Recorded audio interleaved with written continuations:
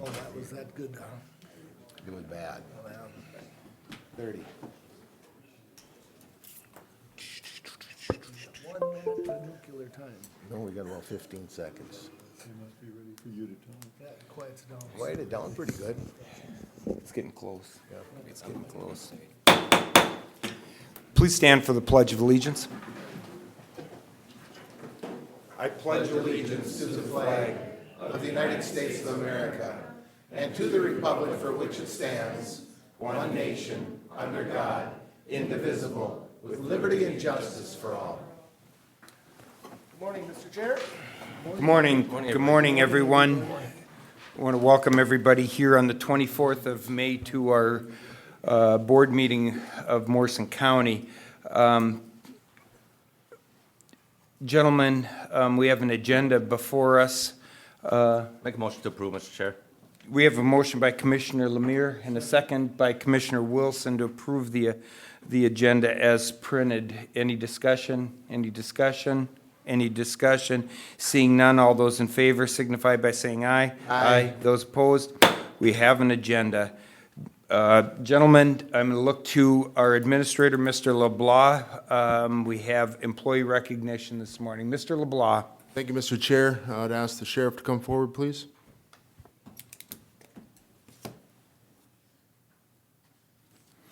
Good morning, Sheriff Larson. Good morning, Mr. Chair, members of the board. Morning, Sheriff. So, thank you, everybody, for being here, all the emergency responders, our victim, the reporting party, family members, and guests. Today, we're here to talk about an incident that occurred back on April 3rd, 2022. It was an ice water rescue. On this specific date, our sheriff's office received a 911 call from a reporting party stating that there was a stranded kayaker in the middle of the Mississippi River, approximately 1 mile south of Little Falls. So today we're grateful to have both the reporting party, Shannon Marceau, and the survivor of the incident, Heidi Schmidt, with us. Additionally, some of our emergency personnel, the workers that were involved in this call, are here with us too, to include our 911 dispatchers, Morrison County deputies, officers from the Little Falls Police Department, Minnesota State Patrol, Minnesota DNR. We also have members of the Little Falls Fire Department, Camp Ripley Fire Department, and our EMS folks, Mayo Ambulance Service. So thank you for being here. So a little bit about the ice water rescue. It was a collaborative effort amongst all the different entities involved. Everyone definitely had their part in the rescue, which started with our 911 call to our dispatch center. Then our dispatchers getting the appropriate emergency personnel to the scene, followed by a successful recovery of the victim and top-notch patient care by Mayo Ambulance. I have listened to the 911 and radio traffic recordings, and everyone did an amazing job. Our dispatch stayed on the line with the caller the entire time until emergency personnel arrived, while simultaneously paging the appropriate emergency responders, which was no easy task. Our emergency personnel were paged out, and crisis rehearsal immediately took place as the emergency workers were preparing to go over all the what-ifs. They discussed a plan en route to the scene, knowing they had no time to waste as seconds counted. Emergency responders knew this wasn't going to be an easy task as they were dealing with floating ice sheets that were breaking up near the dam and now were surrounding the victim. There was an added risk for both the victim and the emergency responders as they were dealing with the floating sheets of ice, the extreme cold and deep water, and the rapid current. Some of the emergency responders had to physically break up the ice sheets and fight their way out to the victim. Time was of the essence as the victim was now fighting hypothermia. Eventually, a command decision was made to get the emergency responders on both sides of the river, as it was unknown which direction was the easiest to return to shore. Mayo Ambulance personnel had 2 rigs. They placed one on Great River Road and one on Hilton Road shorelines to prepare for patient contact. 2 inflatable boats were deployed and pulled back to the shoreline after the victim was rescued and pulled safely into the boat. It took numerous emergency personnel stationed on the shoreline to successfully pull the victim to safety. Our emergency personnel made a courageous life-saving effort. They placed the mission first. They didn't accept defeat. They never quit, and they ultimately saved the victim's life. It takes bravery and courage to do what these men and women did on this day. They do not do this job for praise and glory. They do it for a cause greater than self. Out of gratitude and respect, we are proud to be able to recognize you for your actions. We thank the good Lord for watching over everyone on that April 3rd afternoon and for keeping them safe.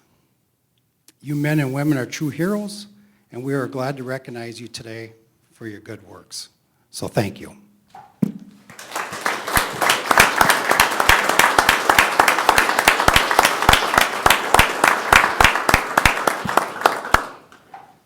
So with that, I'm going to call Heidi Schmidt, our survivor, up to the front, and she'll say a few words.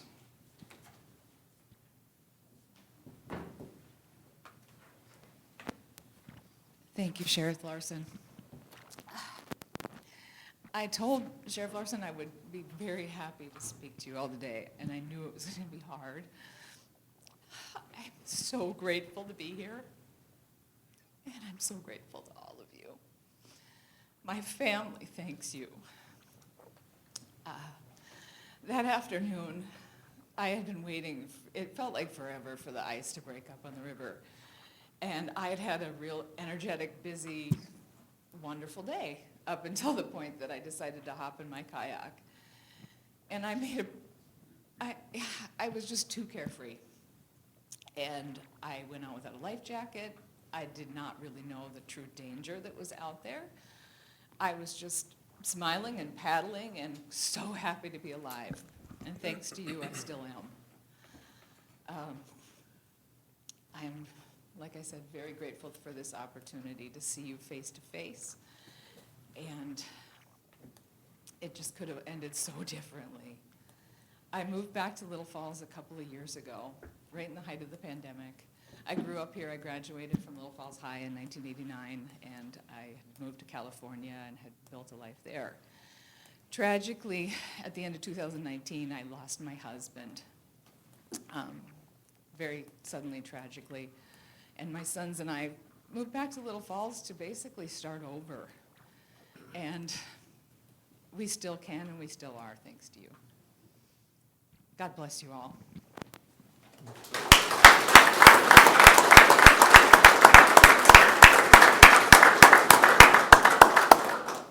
Thank you, and thank you for that testimony, Sheriff. Thanks for the introduction. And thank you, ladies and gentlemen, for being here this morning. For those that are being recognized for your efforts, I applaud those, and those that came in support, thank you for that as well. So that's my first point. Number two, I just want to tell you thanks for being ready. Each of you in the emergency management field wake up, and I'll say this every time, not knowing when the call is going to come in.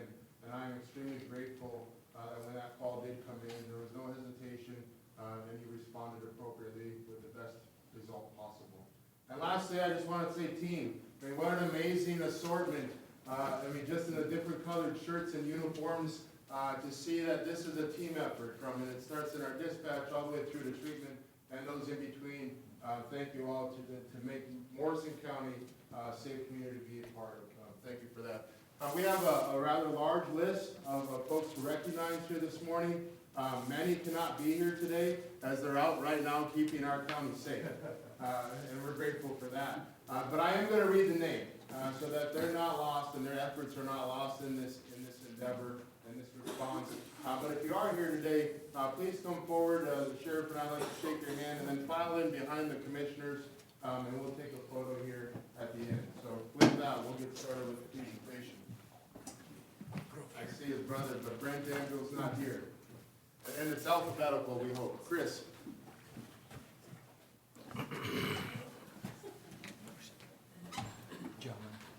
stand up.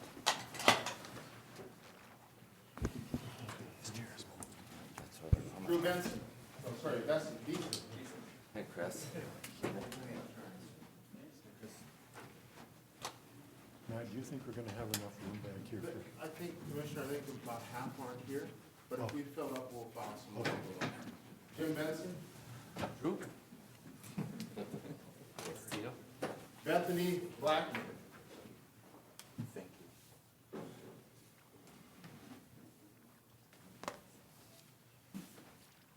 Pat Boone. Thank you very much. Thank you, Bethany.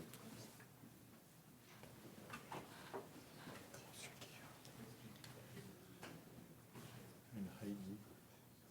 Trooper Megan Bozeman. Yeah, thanks. Yeah, Pat. Okay. All right, I was like, that's quite a typo.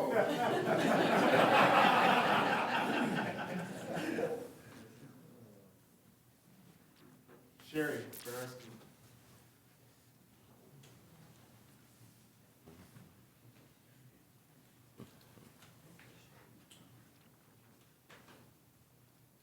Brett Clark.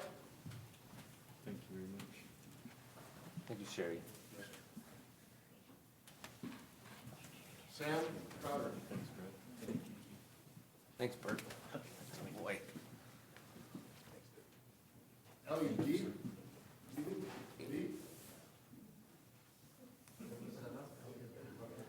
Sorry. He wasn't on, but you're good. Cliff Doucette.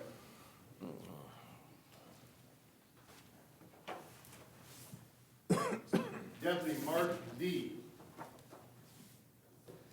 Okay, Brent Flatley? Yep. Flatley? Yeah, Flatley.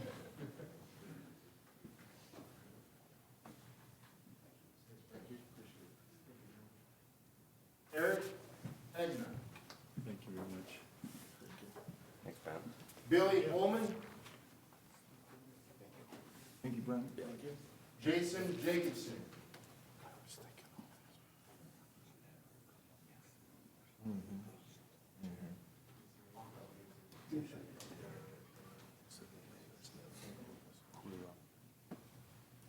Andrew. Thank you very much. Lisa?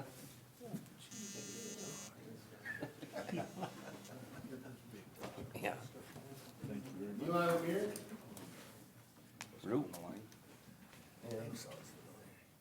Thank you, sir. Dustin Lucas Thank you. Buddy. Good? Down here. Oh. Thank you. So, Thanks, Scott, Yeah. start with Scott, we'll have you coming on the front, okay? Dustin. Happy birthday, Scott. Thank you. Congratulations. Paul Marceau. Thanks, Scotty. Thanks. Thanks, Scotty. Happy birthday. Good to see you. Thank you.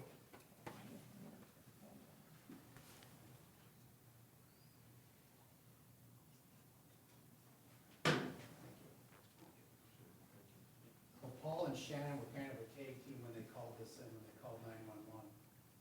Paul kind of observed what was going on, communicated with his wife Shannon, and Shannon's the one who called 911. So thank you guys, because it all started with you guys. And Shannon. You're more than welcome to stay up to Paul if you like to be in the photo.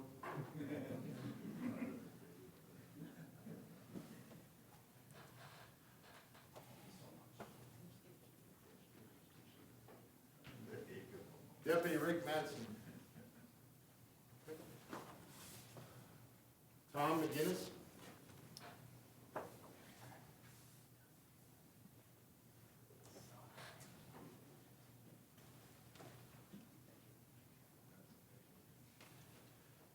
Jimmy Olson. Tommy? Gordy Poster. Tom, thank you. Dave Reed.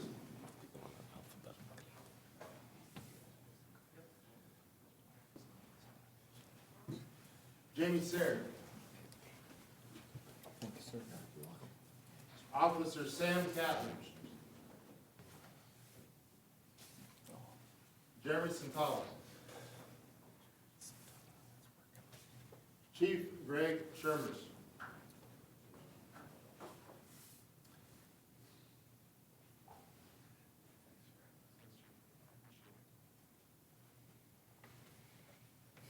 Keith Schuman. Thanks, Chief. Good to see you. Thanks, Greg. Thanks, Greg. Chief Craig Sealy. Kinky? Kinky, good job. Thank you.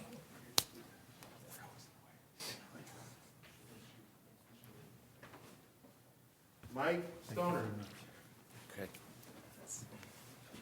Thanks, Chief. Bill Strong. Thank you. Tim Tappan.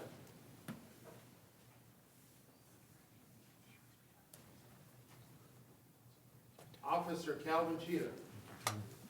Timmer. See you. Matthew Tucker. Tim. There he is.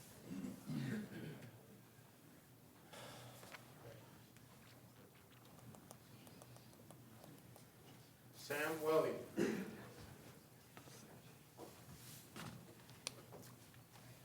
Stephen Westby.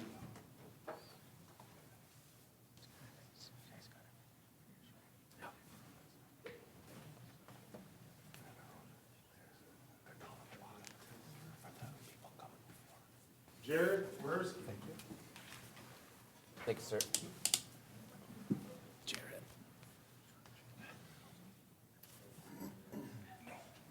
And Rachel Zimmerman.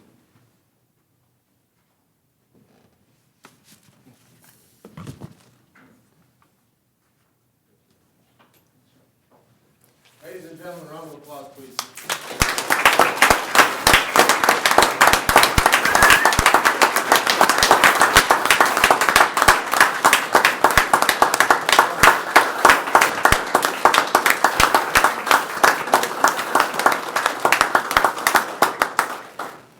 Tabitha, before we take the picture, could we have Ms. Schmitz come in and stand in front with us?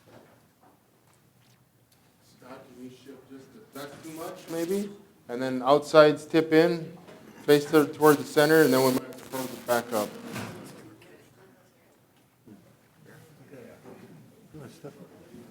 Pulse now. Guys, come on, get right here. Timmy, get on your knees.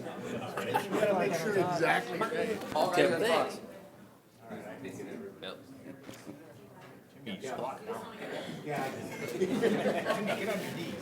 Okay, let's see, I gotta position everybody here. Let's see. Next to Greg, Derek, can you move, there you go, that actually works perfect. Okay, and then, excuse me, in the back on the far left there, can I have you just move over just a little, there you go, that'll work. Okay, make sure I can get it, see everybody.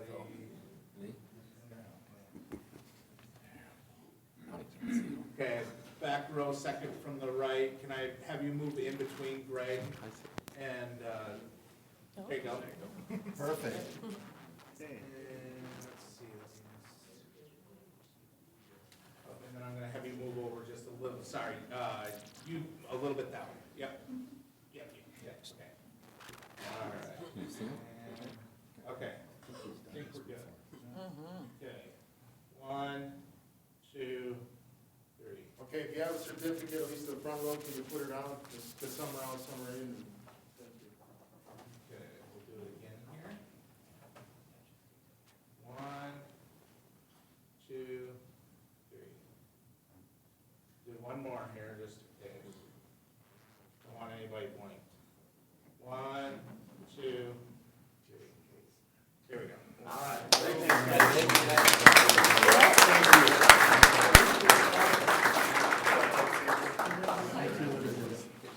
Thank you, Larry.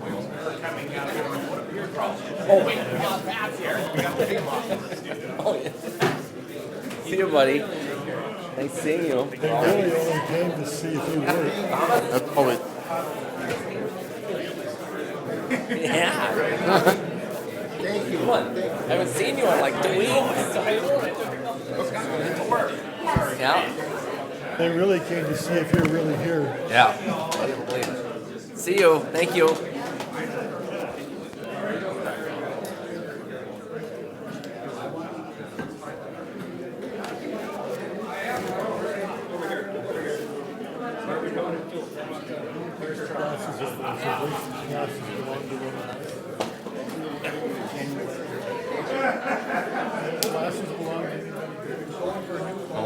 Anybody missing their glasses? Oh. You couldn't see us.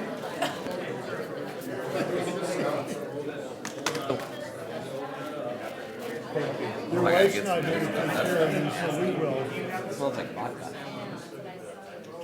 And I like that. Hey, Lee. How you doing? Nice seeing you. I know it. Thank you. Ely's our supervisor out on mail.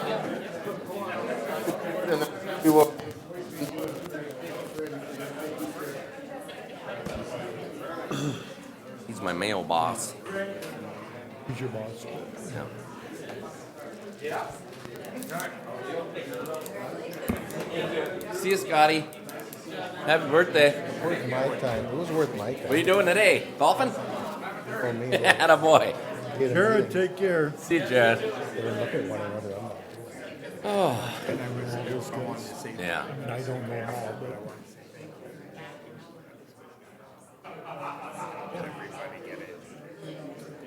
And that's what it's all about. just tell him to go out in the hall.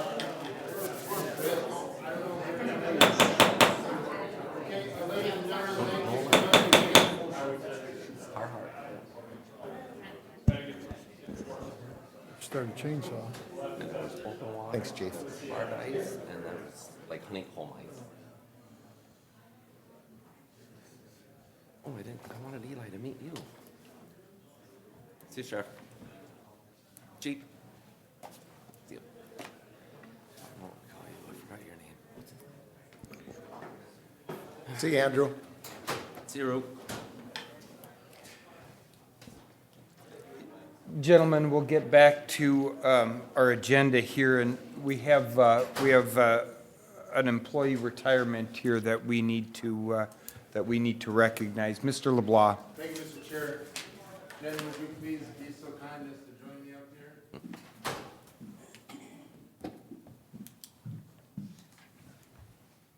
This is one of those happiest sad day moments here. Mr. Chair, I bring before you Ms. Jen Drill, our WIC coordinator for the county. And again, we're so fortunate to have people like her on our team here.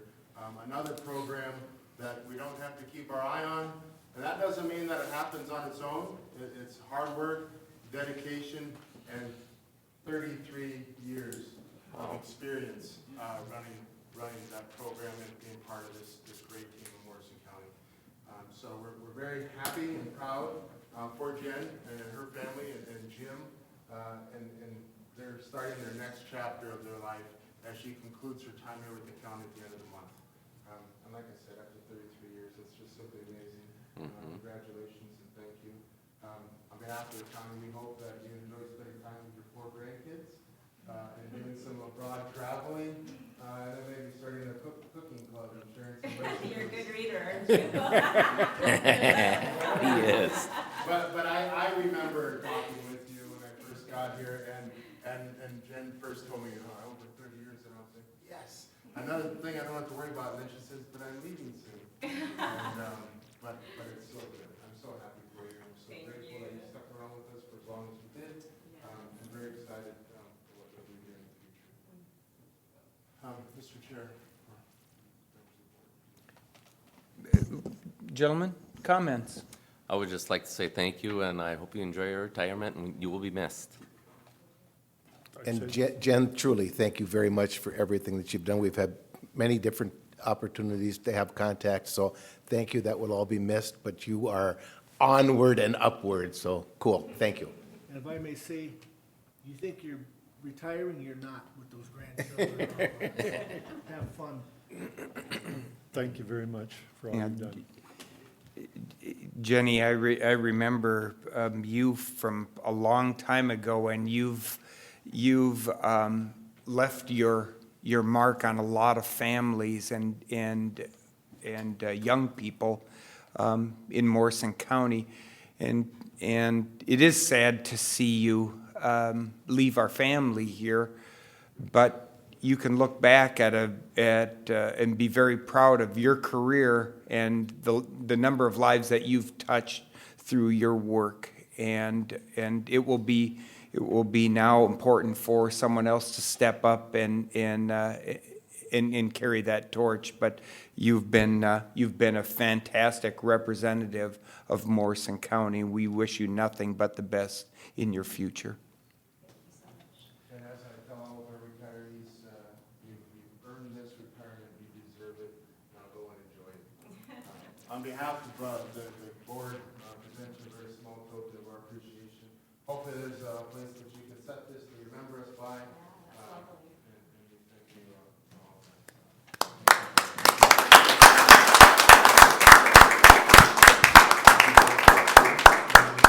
I'll speak to you in a few minutes with my Wic report. But we're,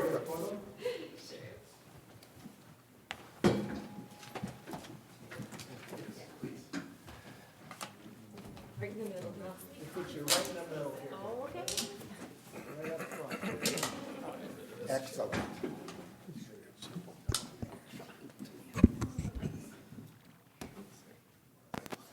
I think we're straight. I think Zach missed his calling, should have been.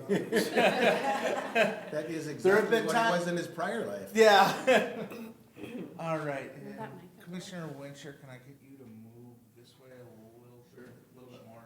There you go.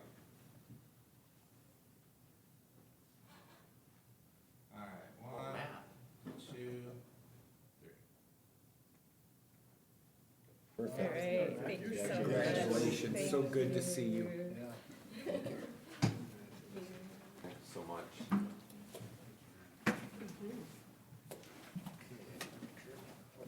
Cheers.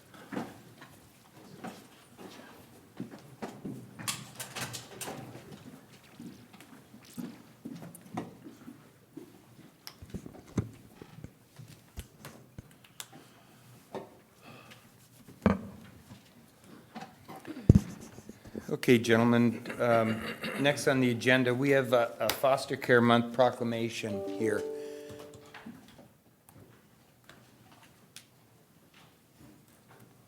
Good morning, Mr. Chair, members of the board. Good morning, Melanie. It's nice to have you here this morning. You have some guests with you this morning. Good morning, Sarah.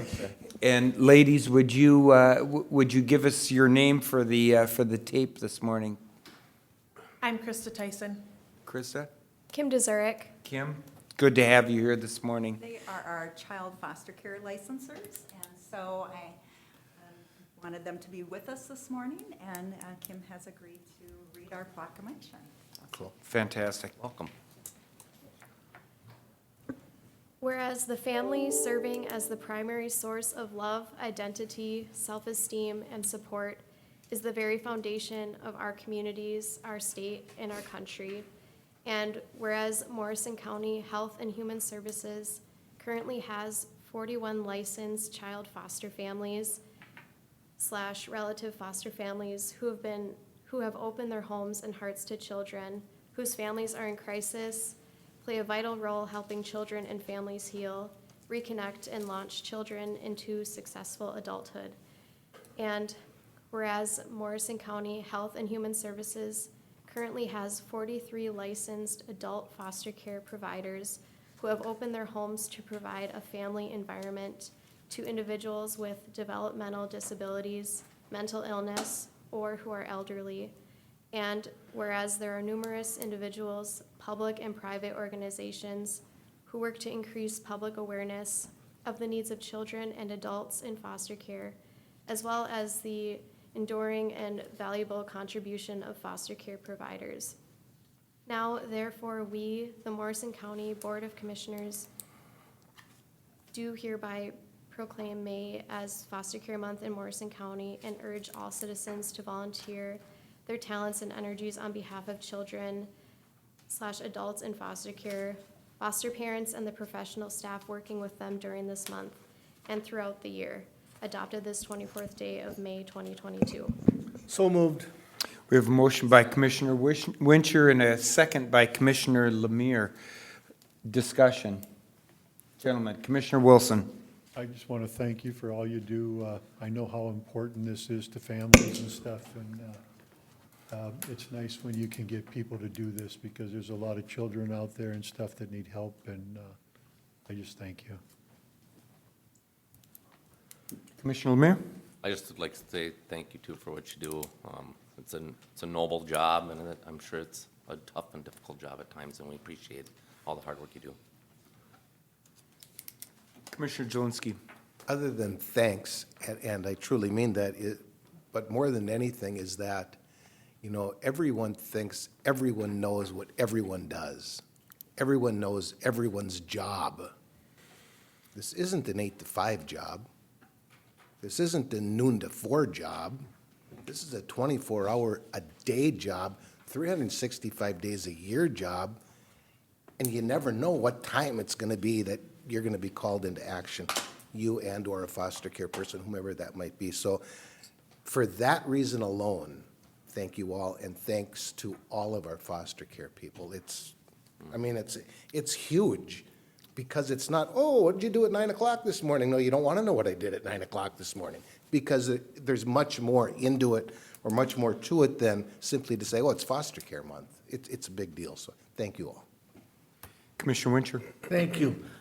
Again, I probably say this every year, and I'm one of the parents that fostered someone back in the 80s, probably before some of you were even around, you know. So, and again, that's why I want to really thank these 43 foster care, not only just them, but yourselves too, because it's tough work, you know. But again, it's something that we need in this county and throughout the state. So again, thank you for all the work that you do.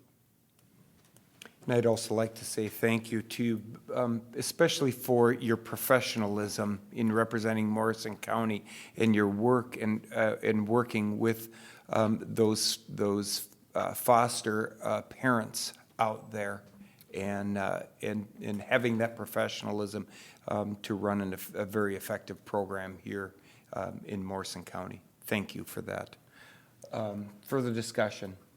Further discussion? If not, all those in favor of this proclamation signify by saying aye. Aye. Those opposed? This proclamation is adopted. Thank you. Fantastic. Thank you. Very much. Thank you, Kim and Krista. Thanks, Kim Ladies, if you would Melanie? come up and join behind the board here for a photo, please? This time I think we stay seated. Just sneak in there, Stay seated this slide time. down. So you don't need Mike Stone.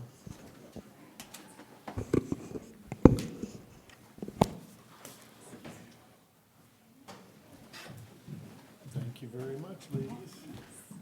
Sarah? Yeah, good job with that. Thanks for taking time. Mr. Zerg? Or- There you go. You can bring it over my head as well. Gotta get in the middle. Sneak it in there somewhere. All right. Perfect. Thank you all very much. Today is a good one. Oh, sorry. Get your signed copy. Thank you. Thank you.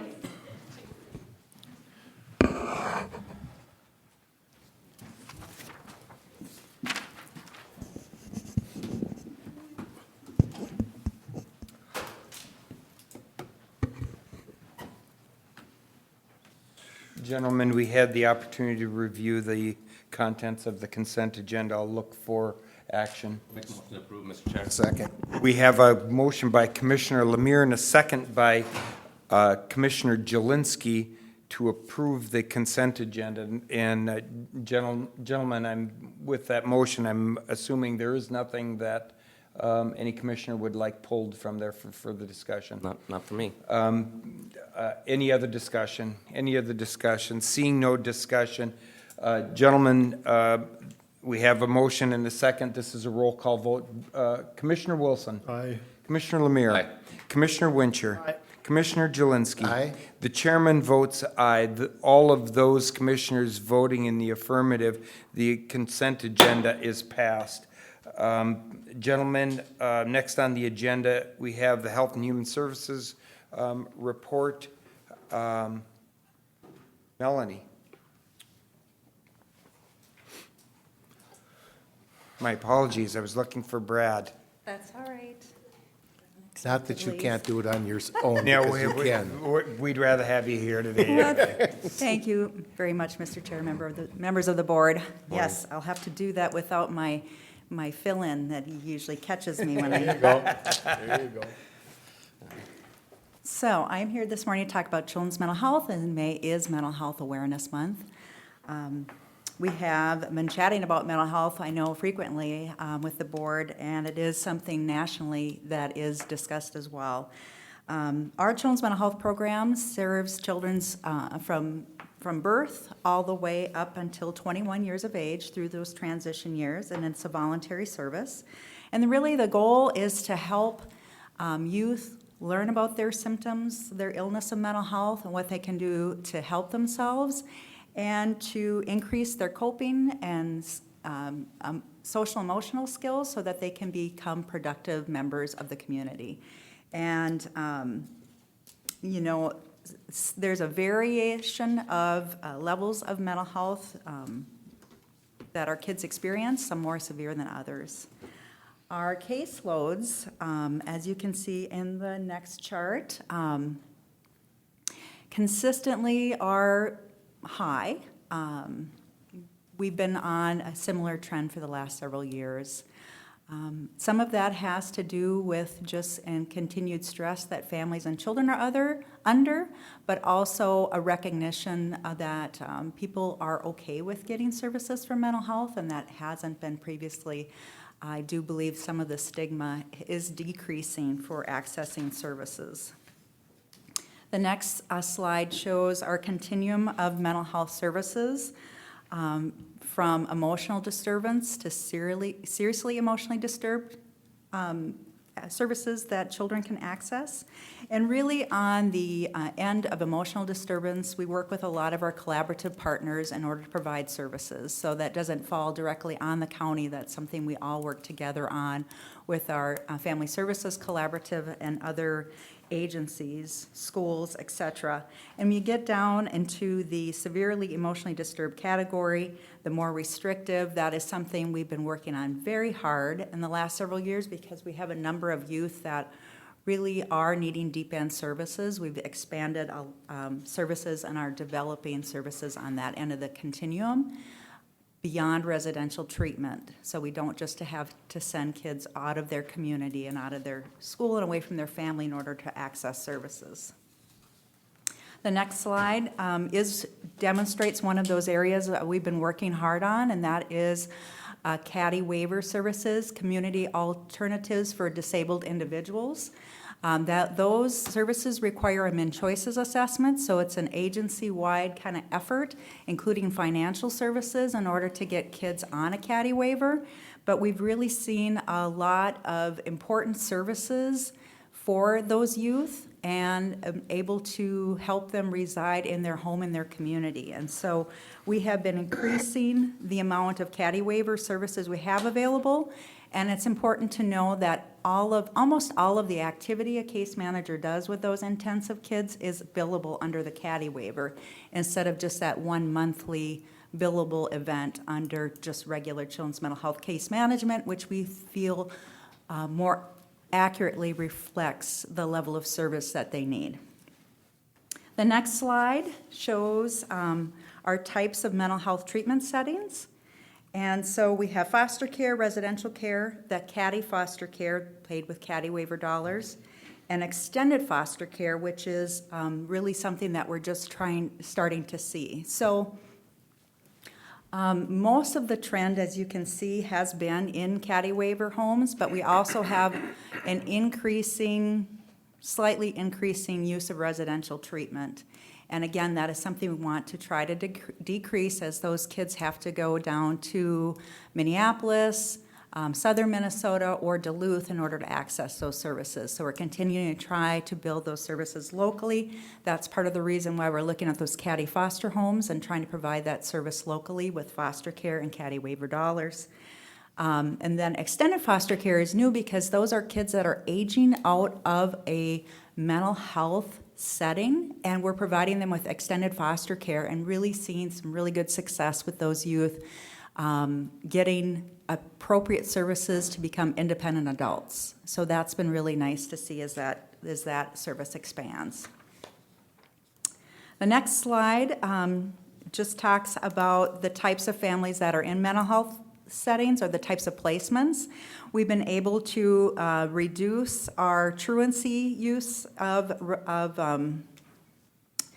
mental health placements and keep truancy kids pretty much in the home most of the time with services. Our voluntary intact families, those are families that are that don't have any court intervention and they're just seeking help, and those are by far accessing the most of our placements.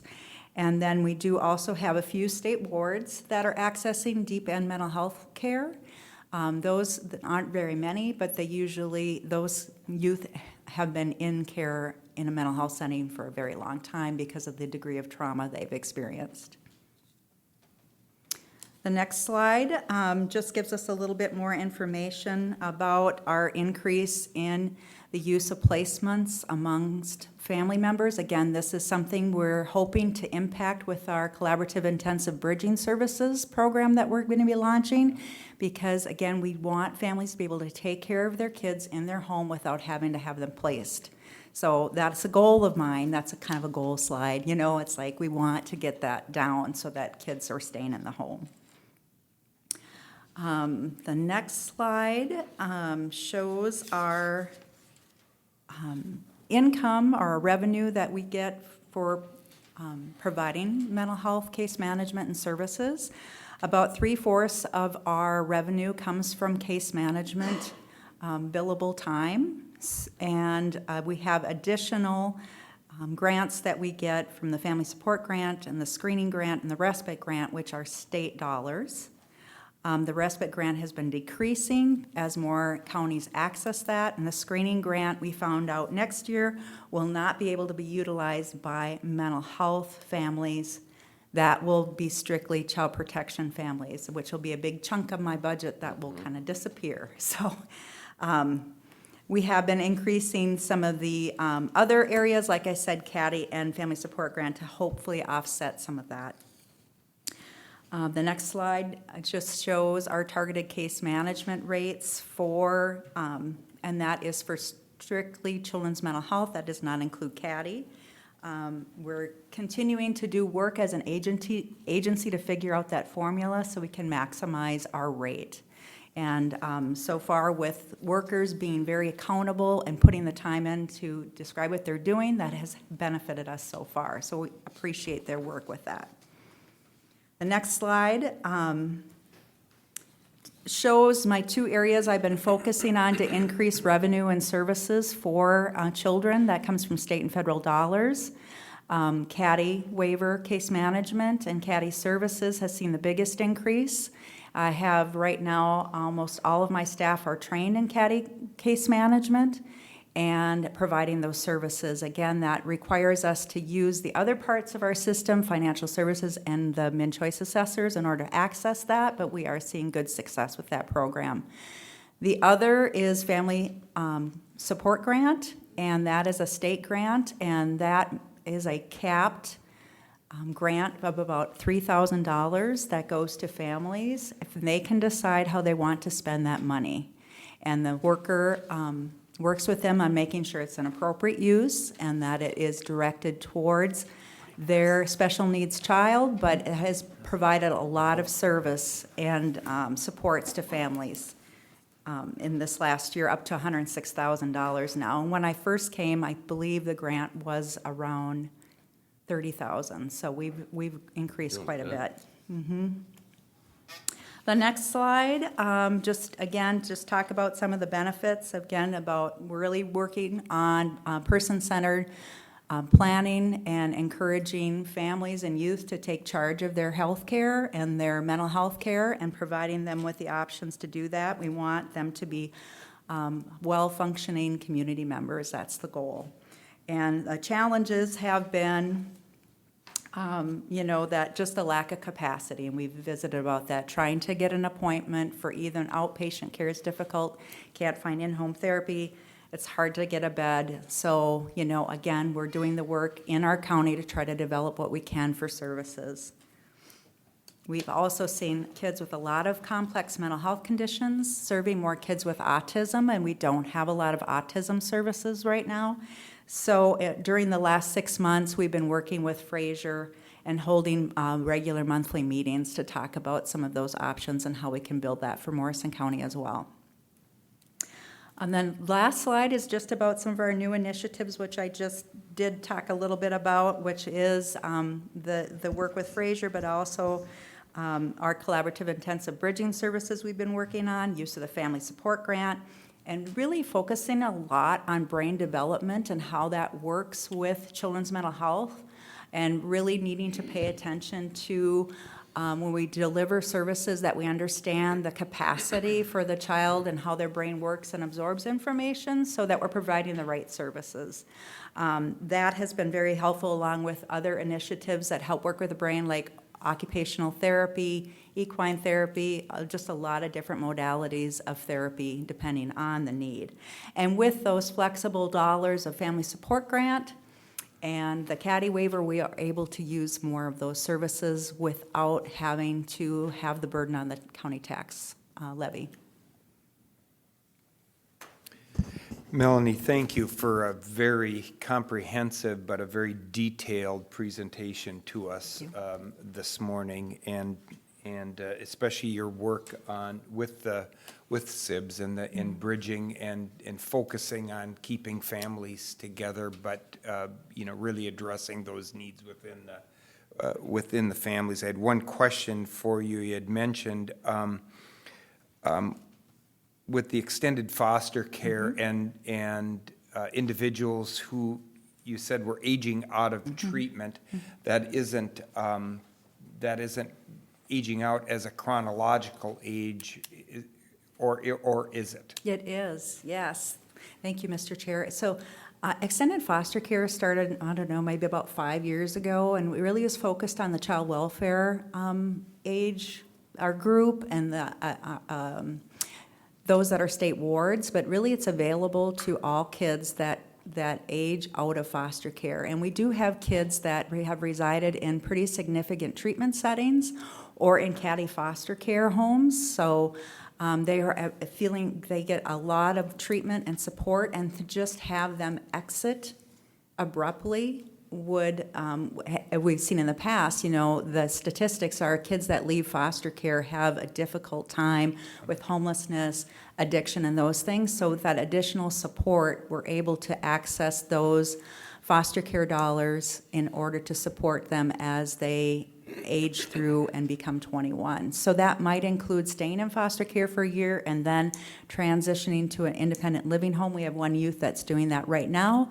And then they progress into paying their own rent, have a job, and we're just kind of there to support them and provide case management and some support as they get on their feet. So this would be a post-21, just to help in that transition process. It's post-18 up to 21. Okay. And then our case management services under extended foster care can stay in place also until up to 26 now. So we're assessing these youth, and so do they need, maybe they, like the one youth we're working on with right now, will not need adult mental health case management. He will stay with our extended foster care worker as we gently kind of step out and provide a little bit less service as time goes on. And this individual is really making great strides. So we're seeing success with that individual assessment. Fantastic. Thank you. Gentlemen, comments? Commissioner Jelinski. Thank you, Mr. Chair. Melanie, I do have a question that came at the very start of your presentation. a volunteer service. That's what this is. I believe we can all agree that mental health is A to Z. How does one become involved? I mean, am I in the system already? That's how I got involved, and it's a volunteer service, but how did I get there? I got there from maybe little on or mid-age on through the system? How did that happen? Sure, thank you for raising that. Most of our referrals come from individual therapists, so the school-based mental health programs, also medical doctors. Sometimes, unfortunately, we have kids that end up in, have a bout of suicidal ideation, and we get referrals from the hospital.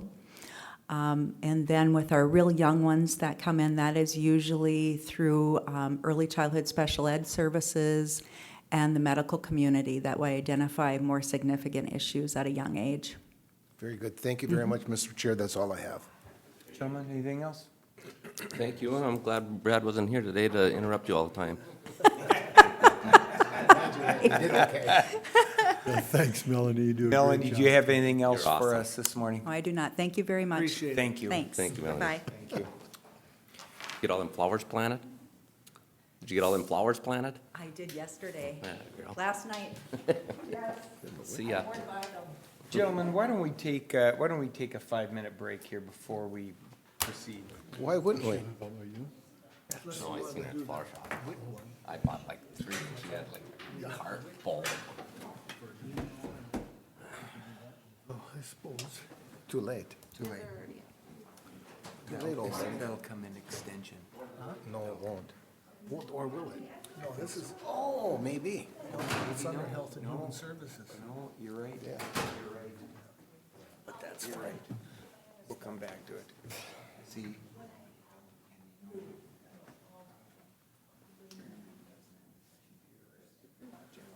See? I could look, I almost asked the vice chair to scroll ahead. But I was looking at it right there myself. Wait a second, where does that come in? 'Cause it's not on the agenda. We get an opportunity. I got.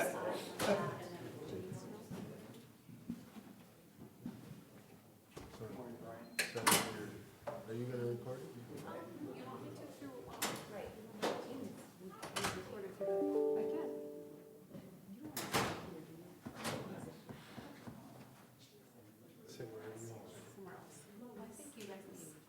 Yeah, exactly, I'm not, no.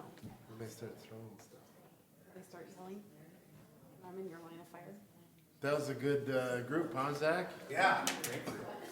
That's awesome. I mean, even to get half of them are here or whatever, it's pretty cool. Very fortunate. Yeah. Get you the names by July. Yeah.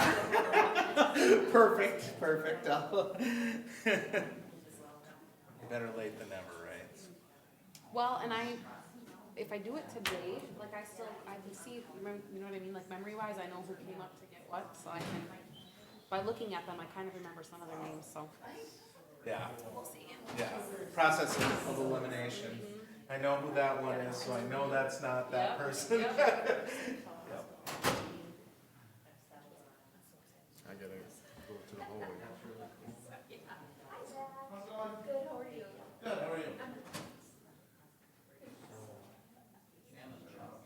I said, I really wish that these business agents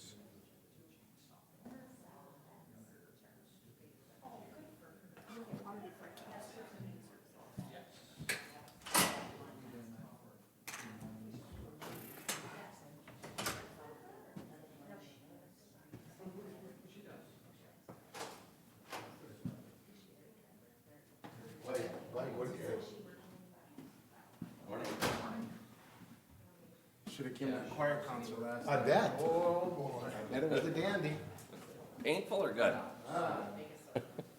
How old? That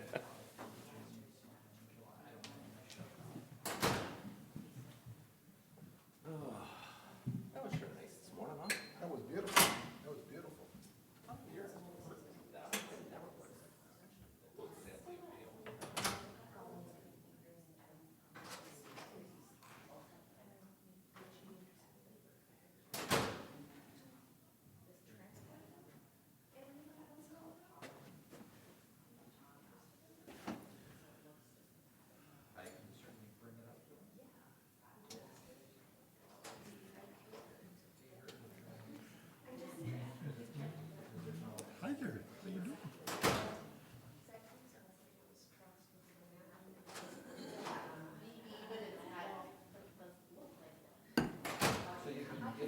sick today? Was Brad sick today? He had that surgery. Was he gonna get a pacemaker? Yeah, that was a while ago, though. He did that before, huh? Yeah, he should, I mean, I think he's back, he's been back from that. Yeah, okay. How did you think the meeting went? Good, excellent. Okay. No, excellent.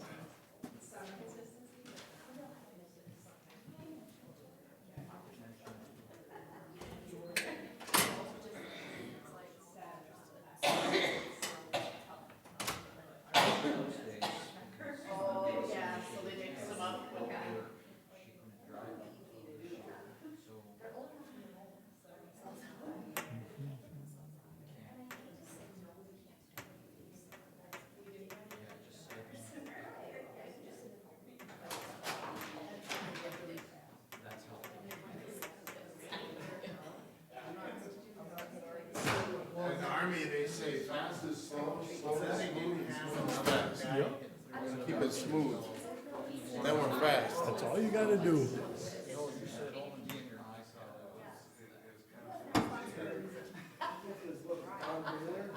Yeah, they got him at the end of the year.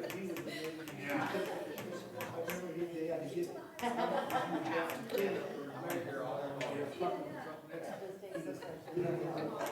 Yeah, yeah. And he was, well, and he was rolled by that, he was, and he had, he looked kind of stiff when he swung, but just watching the highlights, he could still hit though. Did Oh, your meeting, yeah. did your meeting go good Yeah, with the Jeremy? report, yeah, Negro. I'll tell you sometime, I thought it was neat. Okay, well, Chelsea gave him an education. It was pretty cool. we'll talk about it later. Yeah, one of my, I have a video where they're talking about that, it's kind of a highlight video of 87. And they say when, he talks about how when they talked to him on there, he had the emery board in his back pocket, and he pulled out the pocket, and the ump was standing right there, and a bunch of the players were standing around, and he talked about how Herbeck tried to cover it up with his foot before the ump, but the ump saw it fly out of his pocket. Yeah, he looks down, and he said that that Herbeck was standing there trying to cover it up with his foot.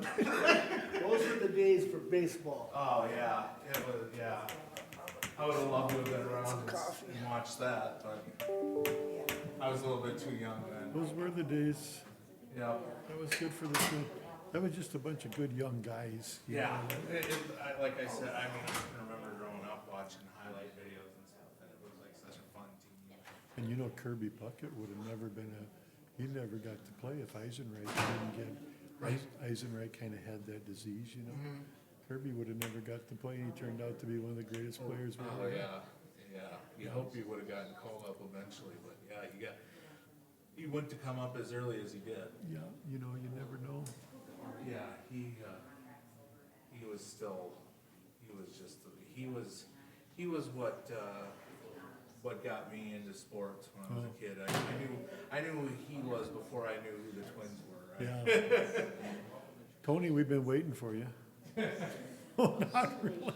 We're on like a 30-minute break. I bet you on my team. I know you're messing with me. Hey, Zach, I just wanted to thank you for that article. Oh, yeah. That was very well done. Yeah, thank you. Yeah, it was good. It was a really, she talked about how she was nervous going into it. Good, yeah, when you set that recorder down in front of her, she just started freaking out. Yeah. I know, and I tried to, but I was like, you know, I kind of, because I knew she was really nervous.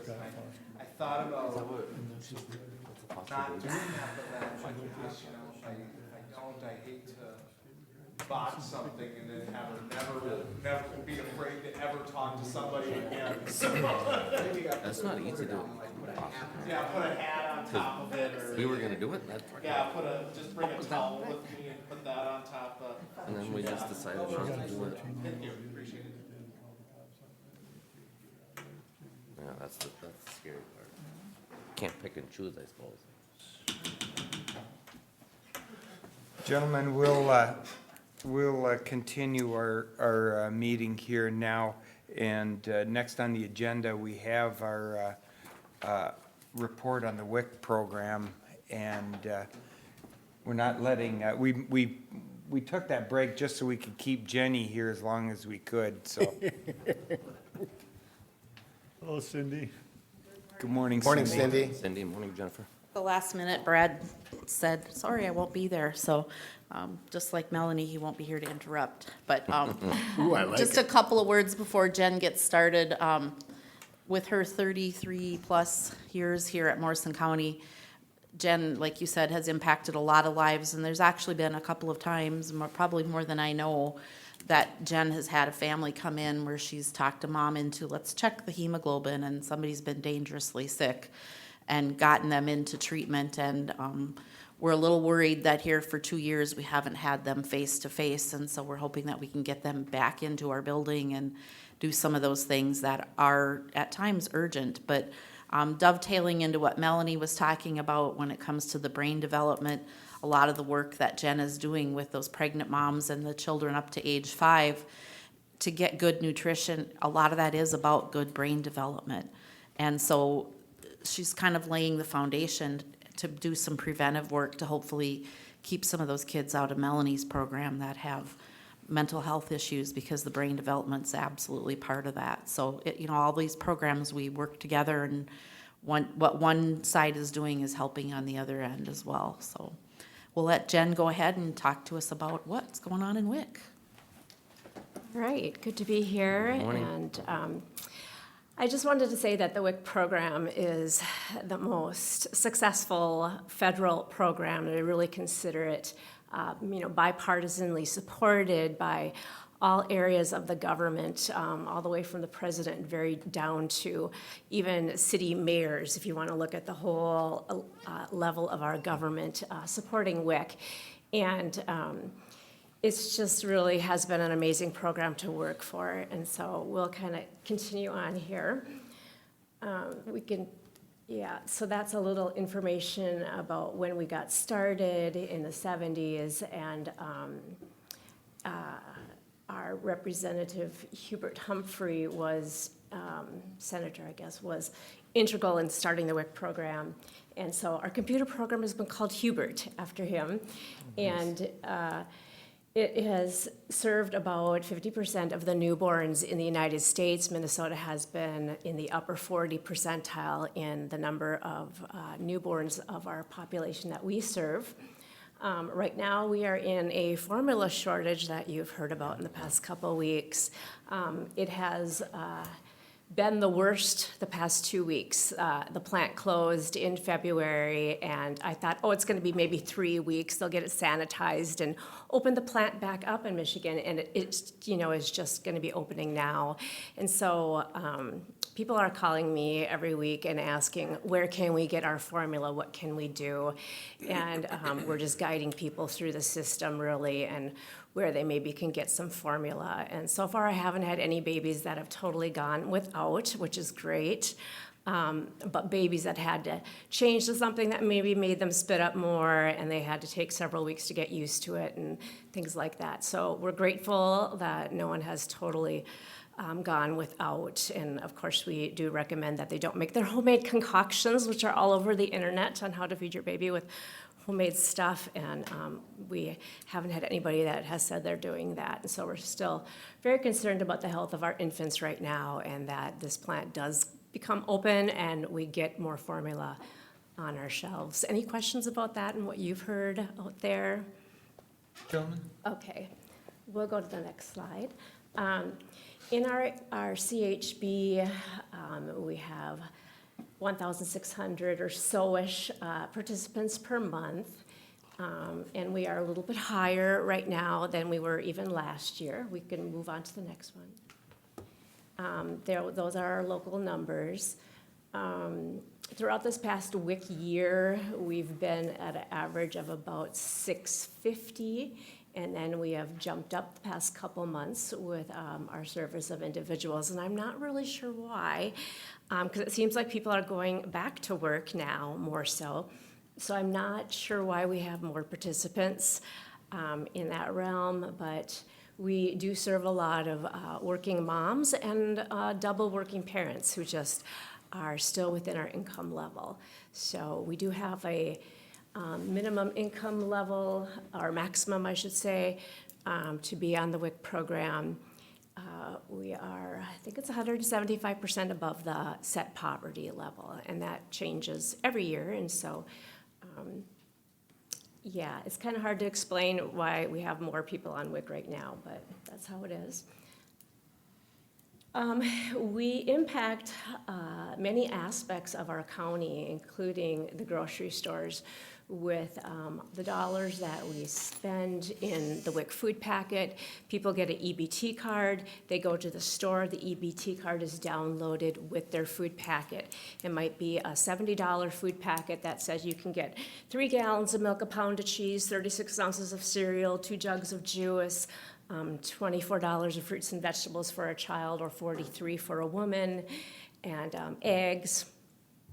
Whole grain product like wheat bread, brown rice, whole wheat tortillas, whole wheat pasta, peanut butter, black beans, a variety of the different lentils and legumes. And so it's kind of a comprehensive food packet that has a whole variety of nutrition. It's very scientifically based. Every 5 to 10 years, they do a review, depending on what's going on in our society, on the food packet, update the food packet, scientifically look at, is it meeting the needs of the children and the women, and really supplementing their diet so they can have a healthy pregnancy and great development to make them kindergarten ready was a part of that process. We do serve children until they turn 5. And then our sister program through USDA is the free and reduced lunch program, and we refer people over onto that program as they go to kindergarten. Okay, the next one. Retail of our food economy, jobs in those areas, available fresh produce. So we have now more produce that we've been able to give our participants with extra COVID dollars. And so we are part of the COVID rescue plan. We went from $11 with women to $43 of fresh produce per month. And then if you're full-time breastfeeding, you get $47 of fresh produce. And then children from $9 to $24. And so we have been very grateful for that for the past 2 years we've had that new food packet. Our food packet is under review, and we hope to get a brand new food packet this fall through USDA. And we are hoping that our minimum our fruits and vegetables will be at a higher level. And so that is a hope in our standard food packet without COVID dollars. So we're hoping for that. Also, the corner grocery stores, the small grocery stores like in Upsala, Swanville, Randall, they have to have a minimum stock of all of our products. And so when it comes to getting whole grain, they have to have a minimum stock of how many loaves of bread on the shelf, or how much fresh produce or frozen produce, because we can also get frozen. And so that has increased the health value. And so when we look at going to one of those stores, they do need to carry our product if they're going to be a WIC store. All stores have to be approved and agree to a contract with the WIC program if they're going to have WIC at their store. eWIC has been wonderful. We've been doing that the past few years, and you can see on that little diagram there, benefits, food finder. So those little bars are actually someone's phone. And so we have a Minnesota WIC app, which is very high tech. It's one of the few in the nation, or one of the few states that do have a WIC app. And all they have to do is hit that benefit bar, and they can see their current benefits. They can see how much they spent. It's very real time through the air, probably a satellite. And it updates after they shop. They go home and they can see that they have 1 gallon of milk when they used to have 3 or whatever on their app. The food finder looks at the UPC number on the back. And so your phone goes into a scanning mode. You scan that UPC number of the yogurt or the whole grain loaf of bread, and it says WIC approved or not WIC approved. And so it tells you if it is approved for you. So very high tech. People have been loving the EBT card and not having paper vouchers anymore. We'll go to the next slide. Trending. federal WIC waivers. And so because we had COVID and they didn't want us face-to-face with people anymore, the federal government set out waivers so we don't have to be face-to-face, so no physical presence, no height, weight, or hemoglobin taking. And so we've been able to work off of the phone. I've been working at home 3 days and 2 days here for 2 years now. So we've been not having any clients or face-to-face because of those federal waivers. The waivers are tied with the public health declaration, so as soon as we do not have that public health declaration anymore of emergency, then we will go back to face-to-face. We're anticipating maybe September, October, that we will be making that transition or move back. I guess they are.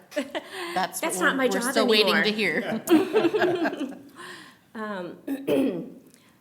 It has been going very well with remote education and working on the phone. I think people are more transparent when you're not staring them down. You know, you're not looking at them, and they're telling me all kinds of things that are going on in the family.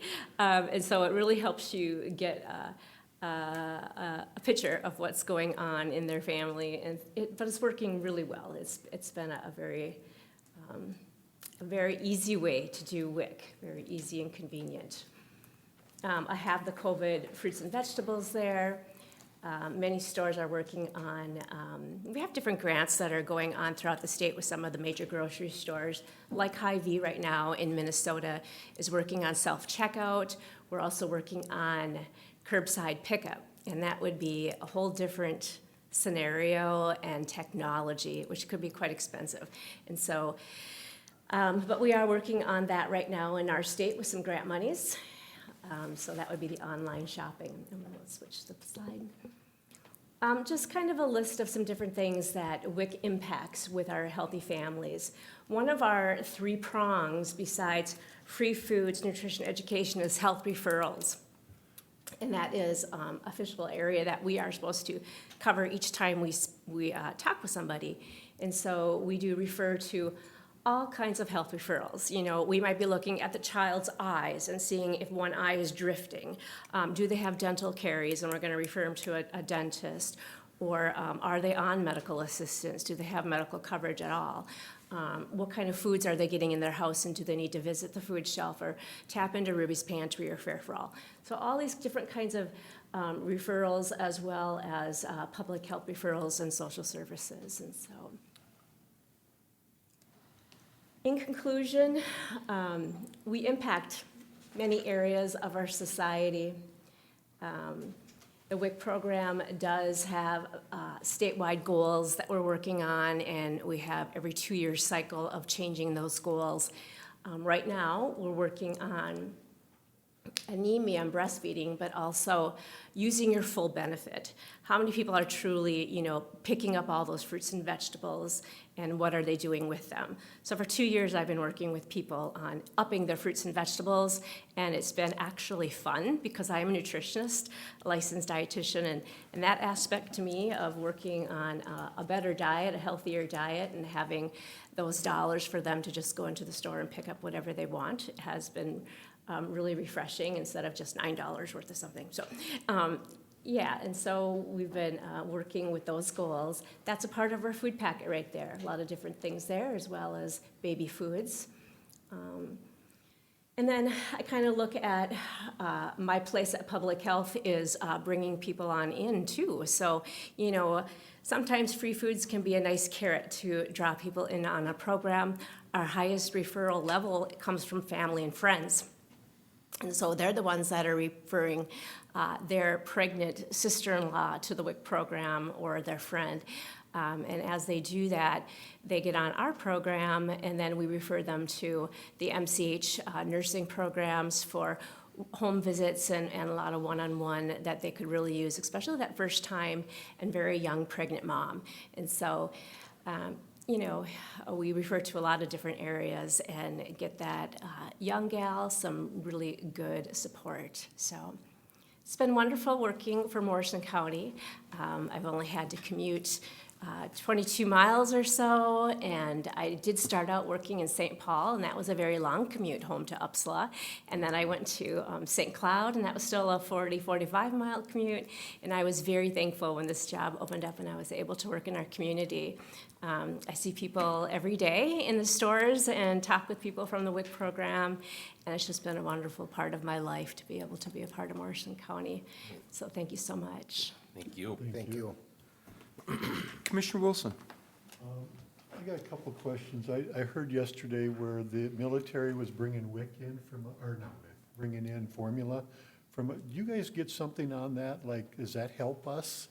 Or is that more like to Walmart or something, or? I would assume that they would put it into the stores, but I have no idea. I've heard nothing from the state on that. So no, I wish I knew. But we need it, for sure. I had another question, but now I forgot it. All righty. Go ahead. Commissioner Winger? Thank you.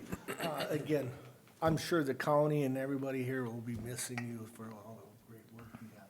Question I have is this dollar amount, is that carried over? So let's say I go in and I take so many fruits and vegetables, but I didn't spend it all. Is it carried over or they lose that? They lose it. So every month they have a 30-day period to spend their benefit, and then the new benefits start in 31 days. And so, you know, it does disappear if they don't use it. Okay. Yep. Thank you. My other question was, do we have a program on shopping, teaching mothers how to shop and stuff for Not things? specifically. We used to have some through like the University of Minnesota. Extension program, I think, had one. Yeah, but I don't know what they're doing these days. And then sometimes they have the in-store dietitians that work for the stores themselves, but no, nothing specifically. I have gone shopping with some new moms that just could not get the program up and running on their phone and understand it, and just didn't have the confidence, and they might have been 17 years old, and you know, led them through, and that works really well too for. I would volunteer to do that in the future. That's a fun job. Personal shopper. Gentlemen, anything else? I have one question, Jenny. Can the WIC vouchers or the EBT, thank you, be used at our farmers markets in the community, or you know, we have our local food co-ops, things like that. Are these WIC participants able to access fresh fruits and vegetables through those? So throughout the nation and in Minnesota, we have several farmers markets that can do that. They're usually very big, and they have, you know, like a scanner of some sort that you have to be able to scan and electronically read the card. And that would be a special piece of equipment. And there are grants, and the federal government puts so many dollars towards farmers market, WIC, every year to try to expand that. But we don't have anything in Little Falls. So that could be something that would be worked on, but it kind of takes a larger farmers market. A lot of times, it's the larger ones. And we kind of have a map of them, I think on the state website on where they could go, but nothing locally. I don't even think Raynard has one right now, but I know St. Cloud does. Well, it gives us something to work towards. You know, I jotted down a few things here during your presentation here, and your role is one that requires some very special talents here too that maybe some of us take for granted, but in that, you know, you're in a position where you have to be very observant, and you have to have very good listening skills, and have that personality to be able to build trust with a lot of these young mothers and families out there, and also be able to have, you know, to have that charisma and that engaging personality to really be effective. And Morrison County's really been blessed to have you for 33 years in this role. So we're very grateful. Thank you. Thank you so much. Thank you. Anything else for us? Did the contract with CHI for the nutritionist, is that, That's right. Oh, yeah. that's the next board action? We have that here in Okay. front of us. If Yep. you would like to. Yep, Brad asked me to just review that. So Brian has looked over that contract, basically $65 an hour, up to 4 hours a month. So they will be looking over our high-risk clients' care plans if needed. And we're working with Jenny on how to identify those so that the nurse has the support of the nutritionist. I'll make a motion to approve, Mr. Chair. So we have a motion by Commissioner Lemire and a second by Commissioner Wilson to approve this contract. Further discussion? Further discussion? Further discussion? Seeing none, gentlemen, this is a roll call. Commissioner Lemire? Aye. Commissioner Wincher? Aye. Commissioner Jelinski? Aye. The chairman votes aye. Commissioner Wilson? All those voting in the affirmative, the motion prevails. Thank you. Thank you. Thank you, Thank you, Cindy. Jen. Thank you, Jen.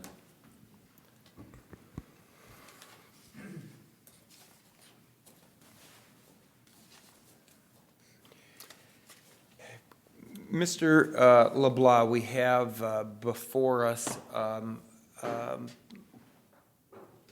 actions being asked to come under consideration for grade changes. Would you like to comment to us about this? Yes, thank you, Mr. Chair. And as noted a couple times this morning, Brad, something came up and he isn't here. He would be presenting what's before you. So as a reminder to the board, 3 weeks ago during the planning, Brad had asked if it was okay if the board would allow us to take a look at 2 positions within Health and Human Services. And as a reminder for all, we made it official on the 1st of January of 2022 to combine Public Health and Social Services into what is now Health and Human Services Department within the county. And due to that, there was some restructuring done. And the restructuring was specific to office support and our accounting sections. So with that reorganization and restructuring, referring to our comp and class policy that the county has, as I read, initial requests of a qualified re-rate will be made by the department head to the county administrator, which Brad did. If significant reassignments of duties and responsibilities due to a vacancy or department restructure is determined to have occurred by the county administrator, the re-rate will be allowed to move through the following process. And so the process was followed for those 2 positions, and they are specifically the Office Support Supervisor and the Fiscal Supervisor for that department. With that, I'll go to the next piece in the... We contacted our consultant on that, and it's DDA, and DDA looked at the 2 positions, and after recalculating those 2 positions based on the responsibility and supervisory and the expectations of those 2 newly restructured positions, the Office Support Supervisor was recommended to re-rate from a grade 24 to grade 25, and for the Fiscal Supervisor to go from a grade 27 to 32.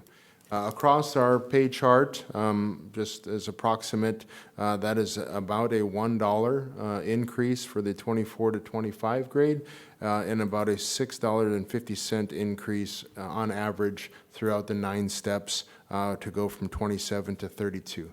Those 2 positions, the re-rate was not budgeted. However, Brad, or the Health and Human Services current budget can absorb that for the remainder of this year and would be allocated and annotated for next year. So as a result of the request to look at these 2 positions, come before the board today for approval. So Make a moved. motion. Second. We have a motion by Commissioner Jelinski and a second by Commissioner Lemire to approve these 2 pay grade increases. Commissioner Lemire. This is for Matt. You read that portion about when these are combined together, that it'll be a re-rate. What was that written in? Our policy? It is. Okay. Yeah, Mr. Chair, it is Morrison County Compensation and Classification Plan, last revised May of 2019. Okay, thank you. That's all I need. Further conversation? Further conversation? Seeing none, gentlemen, this will be a roll call. Commissioner Wincher? Aye. Commissioner Lemire? Aye. Commissioner Wilson? Aye. Commissioner Jelinski? Aye. The chairman votes aye. All those voting in the affirmative, motion prevails. Nice curveball. Sorry. Don't be sorry, it was a curve. Yeah, I like this. Kind of like a change. Trying to snap that off the wrist. Extensions. So, Don't have any extension here. anything else in Health and Human Services? I see none. No, Mr. Chair. Gentlemen, next on the agenda, we are at the Land Services report. Morning, Amy. Good morning, Amy. Morning, Miss Amy. Morning.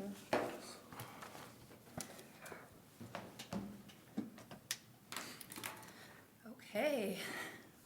I got a couple things for you today. And the first one is to consider the interim use permit request for Julie Lightfall.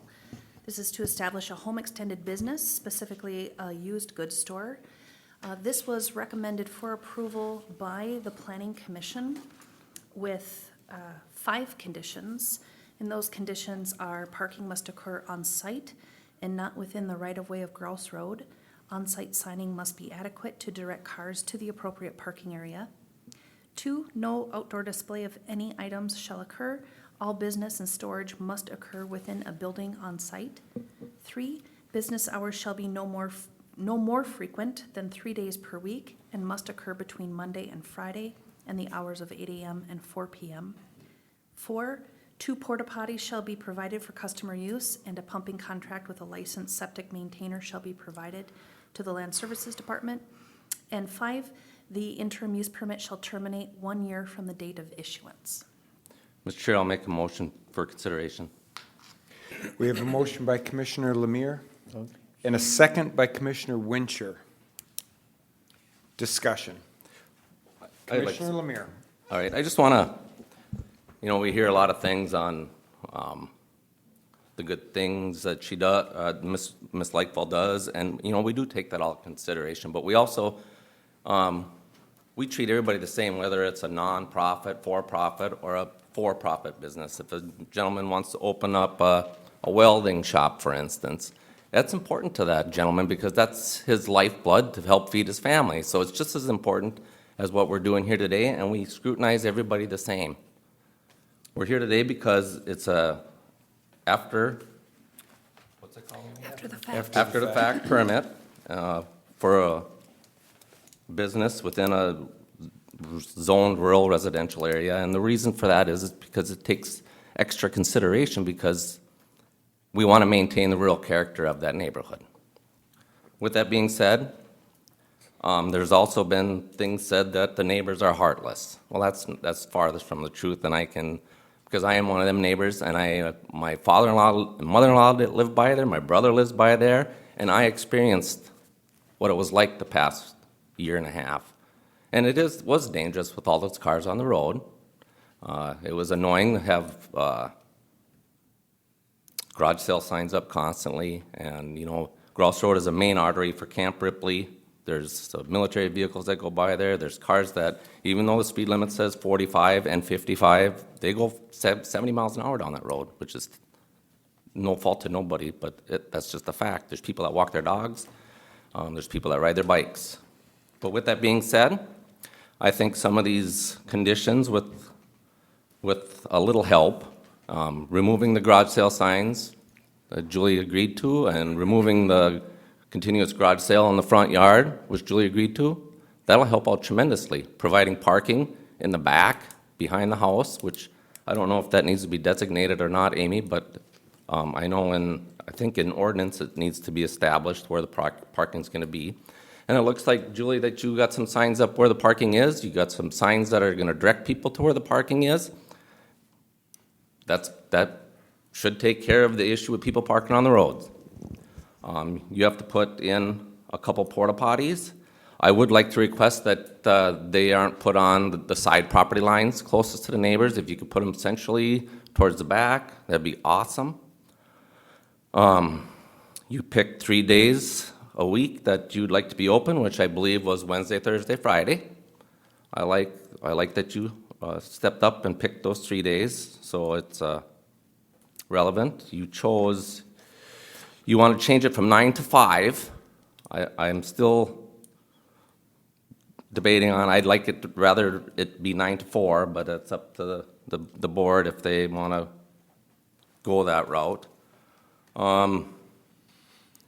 We heard testimony from the neighbors. They made good points, because I experienced it myself, and we also heard from the township supervisors, and we can't forget that, because we take what the supervisors, what their opinion is, we take that to heart, because they live in the neighborhood, and it's important to them, and it's important to us that they stepped up and gave us their opinion.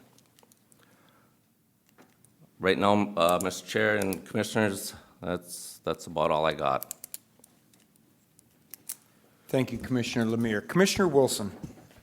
I just want to say that I'm glad that I went out there to look at things. I totally understand what people were talking about when it come to garage sales in the front yard, people parking on the road, but I also think that you do have a good place back there where they can come in without interrupting people. You've got a good parking spot. So I think if a guy can abide by the conditions that we have, I don't see a problem with that. The one thing I would like to ask, and I don't care one way or the other, but there was a request for 2 porta potties, and I'm not sure that one wouldn't be sufficient. You know, it costs extra money to have 2 of them there, and I can't believe that there would be that many people there at one time that you would need 2 of those. But that's just that's just a question I have, to try to help save money on that one side, because I don't see, if there's that many people there that we really need 2 porta potties all the time, then we're probably gonna have another issue, you know, so that's just my thinking, It don't matter to me. so. Thank you, Commissioner Wilson. Commissioner Wincher. Thank you. This question is for Amy. On the garage sale, and I see our county attorneys here too, is that part of our ordinances that you can or cannot have a garage sale in a residential out in the county? If you got some explanation on that for me, please? Mr. Chair, yes, you can have a garage sale. However, garage sale is defined in ordinance. And what is happening out on that property is beyond what a garage sale is. So garage sale is intended to be very short-term. And of course, it can be advertised. Our signing ordinance allows people to sign for garage sales. But what we're looking at is the use on the property is beyond that of a garage sale. And so it's not, it's way beyond what a garage sale is. A garage sale is a very temporary sale that occurs on a very intermittent basis. Okay, and again, I concur with Commissioner Lemire about the garage sale sign. So if the applicant wants to have a garage sale once in the fall, once in the spring, is this gonna be, if we put no signs, is that gonna be eliminated, or how are we gonna look at that? So, Mr. Chair, And if I'm gonna hear, and the reason we're doing this, again, I looked at, the speed limit is actually 55 going through there, turns to 40, going to the north, so safety thing is one. And again, when people see the garage sale sign, they don't wanna drive in, they don't wanna get pinned in maybe, so that's why, the parking on the road, so sorry I interrupted. no, that's okay. Mr. Chair, I think one of the things we have to separate is you're looking at permitting a home extended business on the property. The principal use on the property is still a residence. She lives on site. She lives there and can have a garage sale of her own personal items and all of that, just like any other resident of the county can have. So if she chooses to have a garage sale, as a resident in that area twice a year, that's fine. What you're considering is whether or not she can also, as an accessory use, operate this home extended business. So they're really separate issues. Right. Okay, and my last thing is, this is, what's the word I'm looking for? This is complaint-driven. Correct. Okay? So we, as the county commissioners, we're not gonna go out there and look if we have the hours and all that. So what is the consequences if we agree to the conditions and all that? What would the consequences be if they start parking on the road, or they go beyond the time limit that's put in there? And how does one go about that? Mr. Chair? Amy? Couple of things. Yes, we are a complaint-driven office. That's why we're here today and why we are considering an after-the-fact IUP, because a use had been started on a property without proper permitting. So that's what's gotten us here.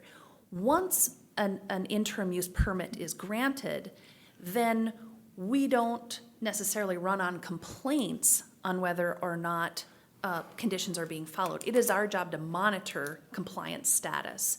So we may spot check to ensure that some of these things are in fact happening. And if we see a violation, we have within the ordinance laid out a whole procedure for violations of conditional use permits and interim use permits. It first starts as how we would handle any other complaint, where our office is working directly with that property owner, notifying them, hey, there's a violation, you need to fix it, and we give them a time frame to get that done.